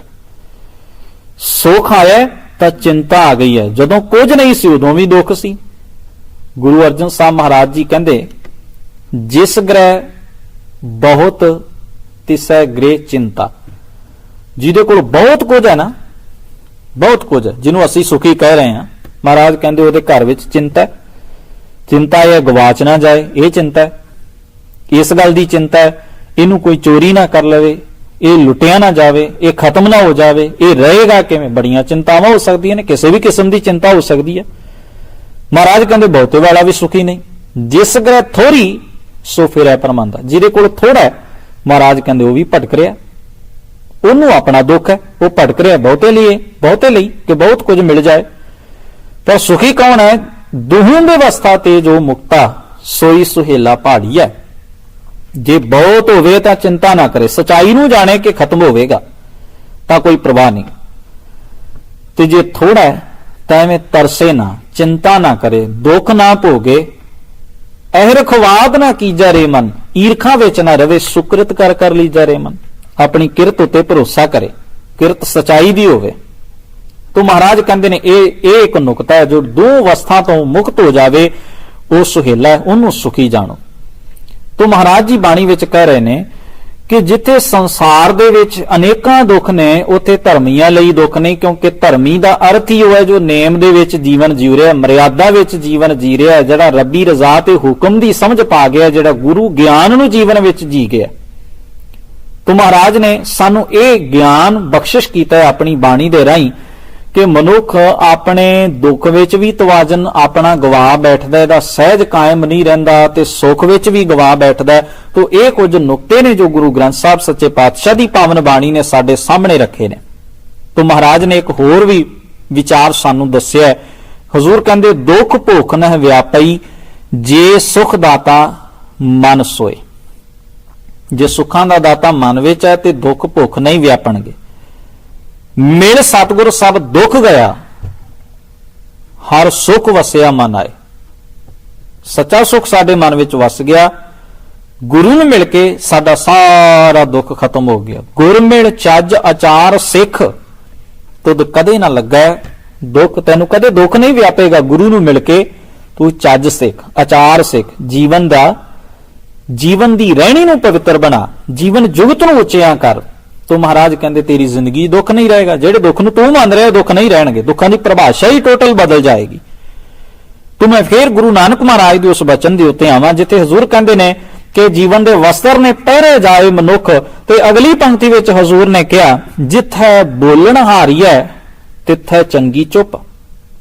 ਜਿੱਥੇ ਸਾਡਾ ਬੋਲ ਹਾਰ ਜਾਵੇ, ਸਾਡਾ ਬੋਲ ਛੋਟਾ ਪੈ ਜਾਏ, ਜਿੱਥੇ ਸਾਡੇ ਬੋਲ ਦੀ ਕੋਈ ਕਦਰੋ ਵੁਕਤ ਨਾ ਹੋਵੇ, ਜਿੱਥੇ ਸਾਡਾ ਬੋਲ ਅਗਿਆਨਤਾ ਦੇ ਵਿੱਚੋਂ ਉਪਜਿਆ ਤੇ ਜਿਸ ਬੋਲ ਦਾ ਕੋਈ ਅਰਥ ਨਹੀਂ ਨਿਕਲਦਾ, ਜਿਸ ਬੋਲ ਦੇ ਵਿੱਚੋਂ ਕੋਈ ਹੱਲ ਨਹੀਂ ਕੱਢਿਆ ਜਾ ਸਕਦਾ, ਮਹਾਰਾਜ ਕਹਿੰਦੇ ਨੇ ਤਿੱਥੇ ਚੰਗੀ ਚੁੱਪ। ਉੱਥੇ ਸਾਡੀ ਚੁੱਪ ਸਾਡੇ ਲਈ ਜ਼ਿਆਦਾ ਭਲੀ ਹੈ। ਤੋ ਮਹਾਰਾਜ ਦੇ ਫਿਰ ਉਸ ਨੁਕਤੇ ਦੇ ਉੱਤੇ ਆਈਏ ਜਿੱਥੇ ਪਾਤਸ਼ਾਹ ਕਹਿੰਦੇ ਨਾਨਕ ਬੋਲਣ ਚੱਖਣਾ। ਇੱਕ ਇੱਥੇ ਨੁਕਤਾ ਮੈਂ ਹੋਰ ਅਰਜ਼ ਕਰਨਾ। ਧਰਮ ਦੇ ਉੱਤੇ ਮਨੁੱਖ ਦਾ ਵਿਸ਼ਵਾਸ ਬਹੁਤ ਹੈ। ਧਰਮ ਨੂੰ ਜਾਣੇ ਜਾਂ ਨਾ ਜਾਣੇ, ਦੋਵਾਂ ਹਾਲਤਾਂ 'ਚ ਅਸੀਂ ਕਹਿ ਸਕਨੇ ਹਾਂ। ਜਿਹਨੇ ਜਾਣਿਆ ਉਹਦਾ ਤਾਂ ਖੈਰ ਵਿਸ਼ਵਾਸ ਬੜਾ ਅਟੱਲ ਹੈ, ਅਡਿੱਗ ਹੈ, ਅਡੋਲ ਹੈ ਤੇ ਪੱਕਾ ਹੈ, ਕਿਉਂਕਿ ਉਹ ਸਚਾਈ ਦੇ ਆਧਾਰ ਤੇ ਜੀਵਨ ਜਿਉਂਦੇ। ਜੋ ਨਹੀਂ ਜਾਣਨ ਵਾਲੇ ਹਨ ਉਹ ਰਸਮਾਂ ਦੇ ਤੌਰ ਦੇ ਉੱਤੇ ਧਰਮ ਨੂੰ ਜਾਣਦੇ ਨੇ ਤੇ ਉਹਦੇ ਤੇ ਬਹੁਤ ਵਿਸ਼ਵਾਸ ਕਰਦੇ ਨੇ। ਤੇ ਇੱਥੇ ਮੈਂ ਇੱਕ ਅਰਜ਼ ਕਰਾਂ ਕਿ ਧਾਰਮਿਕ ਤੌਰ ਦੇ ਉੱਤੇ ਪੀਰਾਂ ਦੀ, ਫਕੀਰਾਂ ਦੀ, ਹੋਰ ਬਹੁਤਾਤ ਵਿੱਚ ਬਹੁਤ ਵੱਡੇ ਵੱਡੇ ਅਵਤਾਰਾਂ ਦੀ ਪੂਜਾ, ਬੰਦਗੀ, ਭਗਤੀ, ਕੁਝ ਅਜਿਹੇ ਪਾਤਰ ਇਨਸਾਨ ਨੇ ਧਰਮ ਦੀ ਦੁਨੀਆ 'ਚ ਬਣਾਏ ਜਿਨ੍ਹਾਂ ਨੂੰ ਰੱਬ ਦੇ ਅਵਤਾਰ ਵੀ ਕਿਹਾ, ਉਹਨਾਂ ਨੂੰ ਪੂਜਿਆ, ਮੰਨਿਆ ਔਰ ਉਹਨਾਂ ਦੇ ਅੱਗੇ ਅਰਦਾਸ, ਜੋਦੜੀ, ਪੂਜਾ, ਪ੍ਰਤਿਸ਼ਠਾ ਇਤਿਆਦਿ ਬਹੁਤ ਕਰਮ ਕੀਤੇ ਕਿ ਸਾਡੇ ਜੀਵਨ ਦੇ ਦੁੱਖਾਂ ਦਾ ਹੱਲ ਇਹਨਾਂ ਕੋਲ ਹੈ, ਸ਼ਾਇਦ ਇਹ ਦੁੱਖਾਂ ਨੂੰ ਦੂਰ ਕਰ ਜਾਣ। ਪਰ ਗੁਰੂ ਨਾਨਕ ਮਹਾਰਾਜ ਦਾ ਇੱਕ ਸ਼ਬਦ, ਇੱਕ ਸ਼ਲੋਕ ਰਾਮਕਲੀ ਕੀ ਵਾਰ ਦੇ ਵਿੱਚ, ਜਿੱਥੇ ਪਾਤਸ਼ਾਹ ਜੀ ਨੇ ਬਹੁਤ ਸਾਰੀਆਂ ਅਜਿਹੀਆਂ ਹਸਤੀਆਂ ਦਾ ਜ਼ਿਕਰ ਕੀਤਾ, ਗੁਰੂ ਨੇ ਉੱਥੇ ਕਿਹਾ, ਰੂਵੈ ਰਾਮ ਨਿਕਾਲਾ ਭਇਆ, ਸੀਤਾ ਲਖਮਣ ਵਿਛੜ ਗਿਆ, ਰੂਵੈ 10 ਸਿਰ ਲੰਕ ਗਵਾਏ, ਜਿਨ ਸੀਤਾ ਆਂਦੀ ਡੋਰੂ ਵਾਏ, ਰੋਵੈ ਪਾਂਡਵ ਭਏ ਮਜੂਰ, ਜਿਨ ਕੈ ਸੁਆਮੀ ਰਹਿਤ ਹਦੂਰ, ਰੋਵੈ ਜਨ ਮੇਜਾ ਖੋਏ ਗਿਆ, ਏਕੀ ਕਾਰਨ ਪਾਪੀ ਭਇਆ, ਰੋਵੈ ਸ਼ੇਖ ਮਸਾਇਕ ਪੀਰ, ਅੰਤ ਕਾਲ ਮਤ ਲਾਗੈ ਭੀੜ। ਮਹਾਰਾਜ ਨੇ ਤਕਰੀਬਨ ਸਭਨਾਂ ਦਾ ਹੀ ਜ਼ਿਕਰ ਕਰ ਦਿੱਤਾ। ਤੋ ਇਹ ਸ਼ਲੋਕ ਸ਼ੁਰੂ ਹੁੰਦਾ ਹੈ ਸਹੰਸਰਦਾਨ ਦੇ ਇੰਦਰ ਰਵਾਇਆ ਤੋਂ। ਤੋ ਮਹਾਰਾਜ ਨੇ ਅਖੀਰ ਤੇ ਇਹਦਾ ਨਿਰਣਾ ਕੱਢਿਆ, ਨਾਨਕ ਦੁਖੀਆ ਸਭ ਸੰਸਾਰ। ਕਿਹਦੇ ਅੱਗੇ ਝੁਕ ਰਹੇ ਆ? ਕੀ ਕਰ ਰਹੇ ਆ ਤੂੰ? ਕੀ ਤੈਨੂੰ ਪਤਾ ਹੈ ਇਹ ਹਸਤੀਆਂ ਵੀ ਰੋਈਆਂ ਸਨ, ਇਹ ਹਸਤੀਆਂ ਸ਼ਖਸੀਅਤਾਂ ਵੀ ਦੁੱਖ ਦੇ ਪ੍ਰਭਾਵ ਹੇਠ ਰਹੀਆਂ ਸਨ। ਜਿੱਥੇ ਮਹਾਰਾਜ ਨੇ ਇੱਕ ਥਾਂ ਤੇ ਜ਼ਿਕਰ ਕੀਤਾ ਕਿ ਮਹਾਰਾਜ ਕਹਿੰਦੇ ਸਾਰੀਆਂ ਹਸਤੀਆਂ ਦੁੱਖ ਵਿੱਚ ਖਚਤ ਰਹੀਆਂ, ਦੁੱਖ ਦੇ ਪ੍ਰਭਾਵ ਤੋਂ ਉਚੇਰੀਆਂ ਨਹੀਂ ਉੱਠ ਸਕੀਆਂ। ਪਰ ਮਹਾਰਾਜ ਨੇ ਤਾਂ ਜੀਵਨ ਜੁਗਤ ਦੀ ਗੱਲ ਕੀਤੀ ਹੈ। ਖੈਰ ਅਸੀਂ ਉਸ ਪਾਸੇ ਵੱਲ ਪਰਤੀਏ ਤੇ ਇੱਥੇ ਮੈਂ ਇੱਕ ਉਦਾਹਰਣ ਛੋਟੀ ਜੀ ਆਪ ਜੀ ਦੇ ਸਨਮੁਖ ਰੱਖਾਂ। ਗੁਰੂ ਗੋਬਿੰਦ ਸਿੰਘ ਮਹਾਰਾਜ ਸੱਚੇ ਪਾਤਸ਼ਾਹ ਦੀ ਜ਼ਿੰਦਗੀ ਦੇ ਦੋ ਪੱਖ ਬੜੇ ਮਹਾਨ ਨੇ। ਇੱਕ ਪੱਖ ਹੈ ਕਲਗੀਧਰ ਮਹਾਰਾਜ ਅਨੰਦਪੁਰ ਸਾਹਿਬ ਦੀ ਧਰਤੀ ਤੇ ਬਿਰਾਜੇ ਸਨ। ਹਜ਼ੂਰ ਦਾ ਜੀਵਨ ਬੜਾ ਸਾਦਾ, ਬੜਾ ਖੁਸ਼ਹਾਲ ਤੇ ਬੜਾ ਚੜ੍ਹਦੀ ਕਲਾ ਵਾਲਾ ਸੀ। ਹਜ਼ੂਰ ਦੇ ਜੀਵਨ ਵਿੱਚ ਬੜੇ ਅਨੰਤ ਗੁਣ ਸਨ। ਮਹਾਰਾਜ ਦੇ ਕੋਲ ਅਨੰਦਪੁਰ ਦੇ ਕਿਲੇ ਹਨ, ਫੌਜਾਂ ਹਨ, ਸਿੱਖ ਹਨ। ਮਹਾਰਾਜ ਦੇ ਕੋਲ ਸੰਗਤਾਂ ਆਉਂਦੀਆਂ ਨੇ, ਕਿਸੇ ਵਸਤੂ ਪਦਾਰਥ ਦੀ ਕੋਈ ਤੋਟ ਘਾਟ ਨਹੀਂ। ਪਰਿਵਾਰ ਹਜ਼ੂਰ ਦੇ ਕੋਲ ਮੌਜੂਦ ਹੈ। ਇਹ ਸਮਾਂ ਵੀ ਆਇਆ ਹਜ਼ੂਰ ਦੇ ਉੱਤੇ, ਪਰ ਦੂਜਾ ਇੱਕ ਹੋਰ ਪੱਖ ਵੀ ਹੈ ਜੋ ਮਹਾਰਾਜ ਦੇ ਜੀਵਨ ਦਾ। ਪੁੱਤਰ ਕੁਰਬਾਨ ਹੋਏ, ਜਾਨ ਤੋਂ ਪਿਆਰੇ ਸਿੱਖ ਕੁਰਬਾਨ ਹੋਏ, ਆਨੰਦਪੁਰ ਤਬਾਹ ਹੋਇਆ, ਪਰਿਵਾਰ ਖੇਰੂ ਖੇਰੂ ਹੋਇਆ। ਹਜ਼ੂਰ ਦੇ ਕੋਲ ਜਿਤਨਾ ਕੁਝ ਸੀ ਮਹਾਰਾਜ ਨੇ ਸੱਚ ਲਈ, ਮਾਨਵਤਾ ਦੇ ਭਲੇ ਲਈ ਲੇਖੇ ਵਿੱਚ ਲਾ ਦਿੱਤਾ। ਤਾਂ ਮਹਾਰਾਜ ਮਾਛੀਵਾੜੇ ਦੇ ਜੰਗਲ ਵਿੱਚ ਨੇ ਔਰ ਇਤਿਹਾਸ ਕਹਿੰਦਾ ਸਤਿਗੁਰੂ ਦੇ ਸਰੀਰ ਦੇ ਉੱਤੇ ਵੀ ਜ਼ਖਮ ਸਨ। ਸਰੀਰ ਦਾ ਜੋ ਪਹਿਰਾਵਾ ਸੀ ਮਹਾਰਾਜ ਦਾ ਉਹ ਵੀ ਬਹੁਤਾ ਵਧੀਆ ਨਹੀਂ ਸੀ ਰਹਿ ਗਿਆ, ਫਟ ਚੁੱਕਿਆ ਸੀ, ਪਾਟ ਚੁੱਕਿਆ ਸੀ, ਜੋੜਾ ਵੀ ਟੁੱਟ ਗਿਆ। ਮਹਾਰਾਜ ਲੰਬੀ ਜੰਗ ਚੋਂ ਨਿਕਲ ਕੇ ਆਏ ਸਨ, ਸੰਘਰਸ਼ ਵਿੱਚੋਂ ਆਏ ਸਨ। ਹਜ਼ੂਰ ਟਿੰਡ ਦਾ ਸਰਾਣਾ ਲਾ ਕੇ ਮਹਾਰਾਜ ਕੁਝ ਸਮੇਂ ਲਈ ਇੱਕ ਬਗੀਚੇ ਵਿੱਚ, ਇੱਕ ਬਾਗ ਵਿੱਚ ਲੇਟ ਜਾਂਦੇ ਨੇ। ਪਰ ਸਤਿਗੁਰੂ ਸੱਚੇ ਪਾਤਸ਼ਾਹ ਜੀ ਇਸ ਸਮੇਂ ਵਿੱਚ, ਭਾਵੇਂ ਉਹਨਾਂ ਕੋਲ ਇਸ ਵੇਲੇ ਕੁਝ ਨਹੀਂ ਸੀ, ਪਰ ਮੈਂ ਸਮਝਦਾ ਹਜ਼ੂਰ ਦੇ ਕੋਲ ਬਹੁਤ ਕੁਝ ਹੈ ਜੋ ਸੰਸਾਰ ਦੇ ਬਹੁਤ ਵਿਰਲੇ ਟਾਵੇਂ ਮਨੁੱਖਾਂ ਦੇ ਕੋਲ ਹੋਇਆ ਕਰਦਾ। ਉਹ ਜੀਵਨ ਦਾ ਸਹਿਜ, ਜੀਵਨ ਦਾ ਟਿਕਾ ਔਰ ਉਹ ਸੁਖ ਜਿਸ ਨੂੰ ਪਾਤਸ਼ਾਹ ਨੇ ਤਤ ਗਿਆਨ ਦੀ ਕਮਾਈ ਦੇ ਰਾਹੀਂ ਜਾਣਿਆ। ਉਹ ਸੁਖ ਹੈ ਜਿਹੜਾ ਗੁਰੂ ਨਾਨਕ, ਗੁਰੂ ਗ੍ਰੰਥ ਸਾਹਿਬ ਦੀ ਪਾਵਨ ਬਾਣੀ ਦੀ ਪਰਿਭਾਸ਼ਾ ਤੇ 100% ਖਰਾ ਉਤਰਿਆ। ਔਰ ਜਿਹੜੇ ਸੁਖ ਦੀ ਗੱਲ ਆ ਜੋ ਗੁਰੂ ਗ੍ਰੰਥ ਸਾਹਿਬ ਪਾਤਸ਼ਾਹ ਜੀ ਸਾਨੂੰ ਦੱਸ ਰਹੇ ਨੇ, ਉਹ ਸੁਖ ਹੈ ਮਹਾਰਾਜ ਦੇ ਹਜ਼ੂਰ। ਉਹਨਾਂ ਦੇ ਚਿਹਰੇ ਦੇ ਉੱਤੇ ਕੋਈ ਸ਼ਿਕਵਾ, ਕੋਈ ਗਿਲਾ, ਕੋਈ ਦੁੱਖ ਦਾ ਨਿਸ਼ਾਨ ਨਹੀਂ। ਉਹਨਾਂ ਦੀ ਜ਼ਿੰਦਗੀ ਨੂੰ ਵਾਚਿਆਂ ਪਤਾ ਲੱਗਦਾ ਹੈ ਕਿ ਹਜ਼ੂਰ ਪਰੇਸ਼ਾਨ ਨਹੀਂ, ਉਲਝਣ ਵਿੱਚ ਨਹੀਂ, ਪਾਤਸ਼ਾਹ ਬੜੇ ਸੁਖ ਵਿੱਚ ਨੇ, ਆਨੰਦ ਵਿੱਚ ਨੇ। ਤੋ ਗੁਰਮਤਿ ਦਾ, ਗੁਰੂ ਗ੍ਰੰਥ ਸਾਹਿਬ ਦੀ ਬਾਣੀ ਦਾ ਇਹ ਵਿਚਾਰ ਮੈਂ ਆਪ ਜੀ ਦੇ ਸਨਮੁਖ ਰੱਖਾਂ। ਪਾਤਸ਼ਾਹ ਕਹਿੰਦੇ ਦੁੱਖ ਨਹੀਂ ਸਭ ਸੁਖ ਹੀ ਹੈਰੇ, ਏਕੈ ਏਕੀ ਨਿਤ ਹੈ। ਦੁੱਖ ਨਹੀਂ ਹੈ, ਸਭ ਸੁਖ ਹੀ ਸੁਖ ਭਰ ਗਿਆ ਜੀਵਨ ਵਿੱਚ। ਬੁਰਾ ਨਹੀਂ ਸਭ ਭਲਾ ਹੀ ਹੈਰੇ, ਹਾਰ ਨਹੀਂ ਸਭ ਜਿੱਤ ਹੈ। ਬੁਰਾ ਨਹੀਂ ਜੀਵਨ ਵਿੱਚ ਕੁਝ ਵੀ, ਸਭ ਭਲਾ ਹੀ ਭਲਾ ਹੈ। ਬਸ ਤੁਹਾਡਾ ਨਜ਼ਰੀਆ ਬਦਲ ਜਾਏ, ਜੀਵਨ ਦਾ ਢੰਗ ਬਦਲ ਜਾਏ, ਜੀਵਨ ਦੀ ਜੋਤ ਬਦਲ ਜਾਏ, ਗਿਆਨ ਦੁਆਰਾ ਸੁਰਤ, ਮਨ, ਬੁੱਧੀ ਦਾ ਪੱਧਰ ਕੁਝ ਉੱਚਾ ਹੋ ਜਾਏ, ਗੁਰ ਸ਼ਬਦ ਦੀ ਕਮਾਈ ਨਾਲ ਜੀਵਨ ਦਾ ਅਰਥ ਸਮਝ ਵਿੱਚ ਆ ਜਾਏ, ਤਾਂ ਪਾਤਸ਼ਾਹ ਕਹਿੰਦੇ ਨੇ ਸਭ ਭਲਾ ਹੋ ਜਾਂਦਾ ਹੈ, ਸਭ ਸੁਖ ਹੀ ਸੁਖ ਵਾਪਰਦਾ ਹੈ। ਇਹ ਕੁਝ ਜੁਗਤਾਂ ਨੇ ਜੋ ਗੁਰੂ ਗ੍ਰੰਥ ਸਾਹਿਬ ਸੱਚੇ ਪਾਤਸ਼ਾਹ ਦੀ ਪਾਵਨ ਬਾਣੀ ਵਿੱਚ ਸੁੱਖ ਤੇ ਦੁੱਖ ਦੇ ਪਰਥਾਏ ਸਾਡੇ ਸਨਮੁਖ ਹਜ਼ੂਰ ਨੇ ਬਿਆਨ ਕੀਤੀਆਂ ਨੇ। ਸਤਿਗੁਰੂ ਦੇ ਚਰਨਾਂ ਵਿੱਚ ਅਕਾਲ ਪੁਰਖ ਵਾਹਿਗੁਰੂ ਦੇ ਹਜ਼ੂਰ ਇਹ ਅਰਦਾਸ ਕਰੀਏ, ਚੰਗੀ ਕਾਮਨਾ ਕਰੀਏ ਆਪਣੇ ਮਨ ਅੰਦਰ, ਗੁਰੂ ਪਾਤਸ਼ਾਹ ਜੀ ਰਹਿਮਤ ਕਰਨ, ਸਾਨੂੰ ਸਹੀ ਅਰਥਾਂ ਵਿੱਚ ਜੀਵਨ ਜਿਉਣਾ ਆ ਜਾਏ।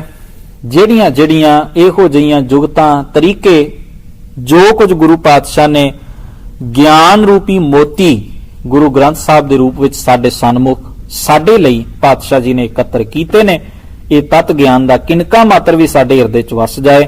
ਗੁਰੂ ਬਾਣੀ ਨੂੰ ਪੜ੍ਹੀਏ, ਸੁਣੀਏ, ਵਿਚਾਰੀਏ, ਸਤਿਗੁਰੂ ਦੀ ਬਾਣੀ ਤੇ ਜਿਤਨਾ ਵੀ ਹੋ ਸਕੇ ਅਮਲ ਕਰੀਏ। ਹਜ਼ੂਰ ਪਾਤਸ਼ਾਹ ਜੀ ਰਹਿਮਤ ਕਰਨ, ਸਾਡੇ ਦੌੜਦੇ ਭੱਜਦੇ ਅਗਿਆਨਤਾ ਭਰੇ ਭਰਮ ਵਿੱਚ ਭੁੱਲੇ ਹੋਏ ਮਨਾਂ ਨੂੰ, ਥਾਂ ਥਾਂ ਤੇ ਦੂਜੇ ਭਾਅ 'ਚ ਲੱਗੇ ਨਾ ਮਨਾਂ ਨੂੰ ਸਤਿਗੁਰੂ ਜੀ ਟਿਕਾ ਬਖਸ਼ਿਸ਼ ਕਰਨ। ਗੁਰੂ ਬਾਣੀ ਦੀ ਕਮਾਈ ਦੇ ਦੁਆਰਾ ਸਾਡਾ ਜੀਵਨ ਵਿੱਚ ਸੁਖੀ ਹੋ ਜਾਏ। ਅਖੀਰ ਤੇ ਸਤਿਗੁਰੂ ਪਾਤਸ਼ਾਹ ਜੀ ਦੀ ਇਹ ਪਾਵਨ ਬਾਣੀ ਦਾ ਇਹ ਪਾਵਨ ਵਿਚਾਰ ਆਪ ਜੀ ਦੇ ਸਨਮੁਖ ਰੱਖਦਾ ਹੋਇਆ ਖਿਮਾ ਦਾ ਜਾਚਕ ਹਾਂ। ਸੰਤੋ ਸੁਨੋ ਸੁਨੋ ਜਨ ਪਾਈ, ਗੁਰ ਕਾਢੀ ਬਾਹ ਕੂ ਕੀਜੈ, ਜੇ ਆਤਮ ਕੋ ਸੁਖ ਸੁਖ ਨਿਤ ਲੋੜੋ, ਤਾਂ ਸਤਿਗੁਰ ਸ਼ਰਨ ਪਵੀਜੈ। ਜੇ ਆਤਮ ਕੋ ਸੁਖ ਸੁਖ ਨਿਤ ਲੋੜੋ, ਤਾਂ ਸਤਿਗੁਰ ਸ਼ਰਨ ਪਵੀਜੈ। ਆਓ ਸਤਿਗੁਰੂ ਗੁਰੂ ਗਿਆਨ ਗੁਰੂ ਦੀ ਸ਼ਰਨ ਦੇ ਵਿੱਚ ਆਪਣਾ ਮਸਤਕ, ਆਪਣੀ ਮਤ ਬੁੱਧ, ਆਪਣੀ ਸਮਰੱਥਾ ਸਮਰਪਿਤ ਕਰੀਏ। ਗੁਰੂ ਪਾਤਸ਼ਾਹ ਜੀ ਰਹਿਮਤ ਕਰਨ, ਸਾਨੂੰ ਸਭਨਾਂ ਨੂੰ ਸਤਿਗੁਰੂ ਜੀ ਆਪਣੀ ਬਾਣੀ ਦੇ ਆਸ਼ੇ ਅਨੁਸਾਰ ਜੀਵਨ ਜਿਉਣ ਦੀ ਮਤ ਬੁੱਧ ਸਮਰੱਥਾ ਬਖਸ਼ਿਸ਼ ਕਰਨ। ਹੁਜ਼ੂਰ ਪਿਤਾ ਹੋਈਆਂ ਭੁੱਲਾਂ ਦੀ ਖਿਮਾ ਬਖਸ਼ਣ। ਸਰਬੱਤ ਸੰਗਤ ਦਾ ਬਹੁਤ ਬਹੁਤ ਧੰਨਵਾਦ। ਨਿਮਰਤ ਆਦਬ ਸਹਿਤ ਗੁਰੂ ਫਤਿਹ ਪ੍ਰਵਾਨ ਕਰੋ। ਆਖੋ ਜੀ ਵਾਹਿਗੁਰੂ ਜੀ ਕਾ ਖਾਲਸਾ, ਵਾਹਿਗੁਰੂ ਜੀ ਕੀ ਫਤਿਹ।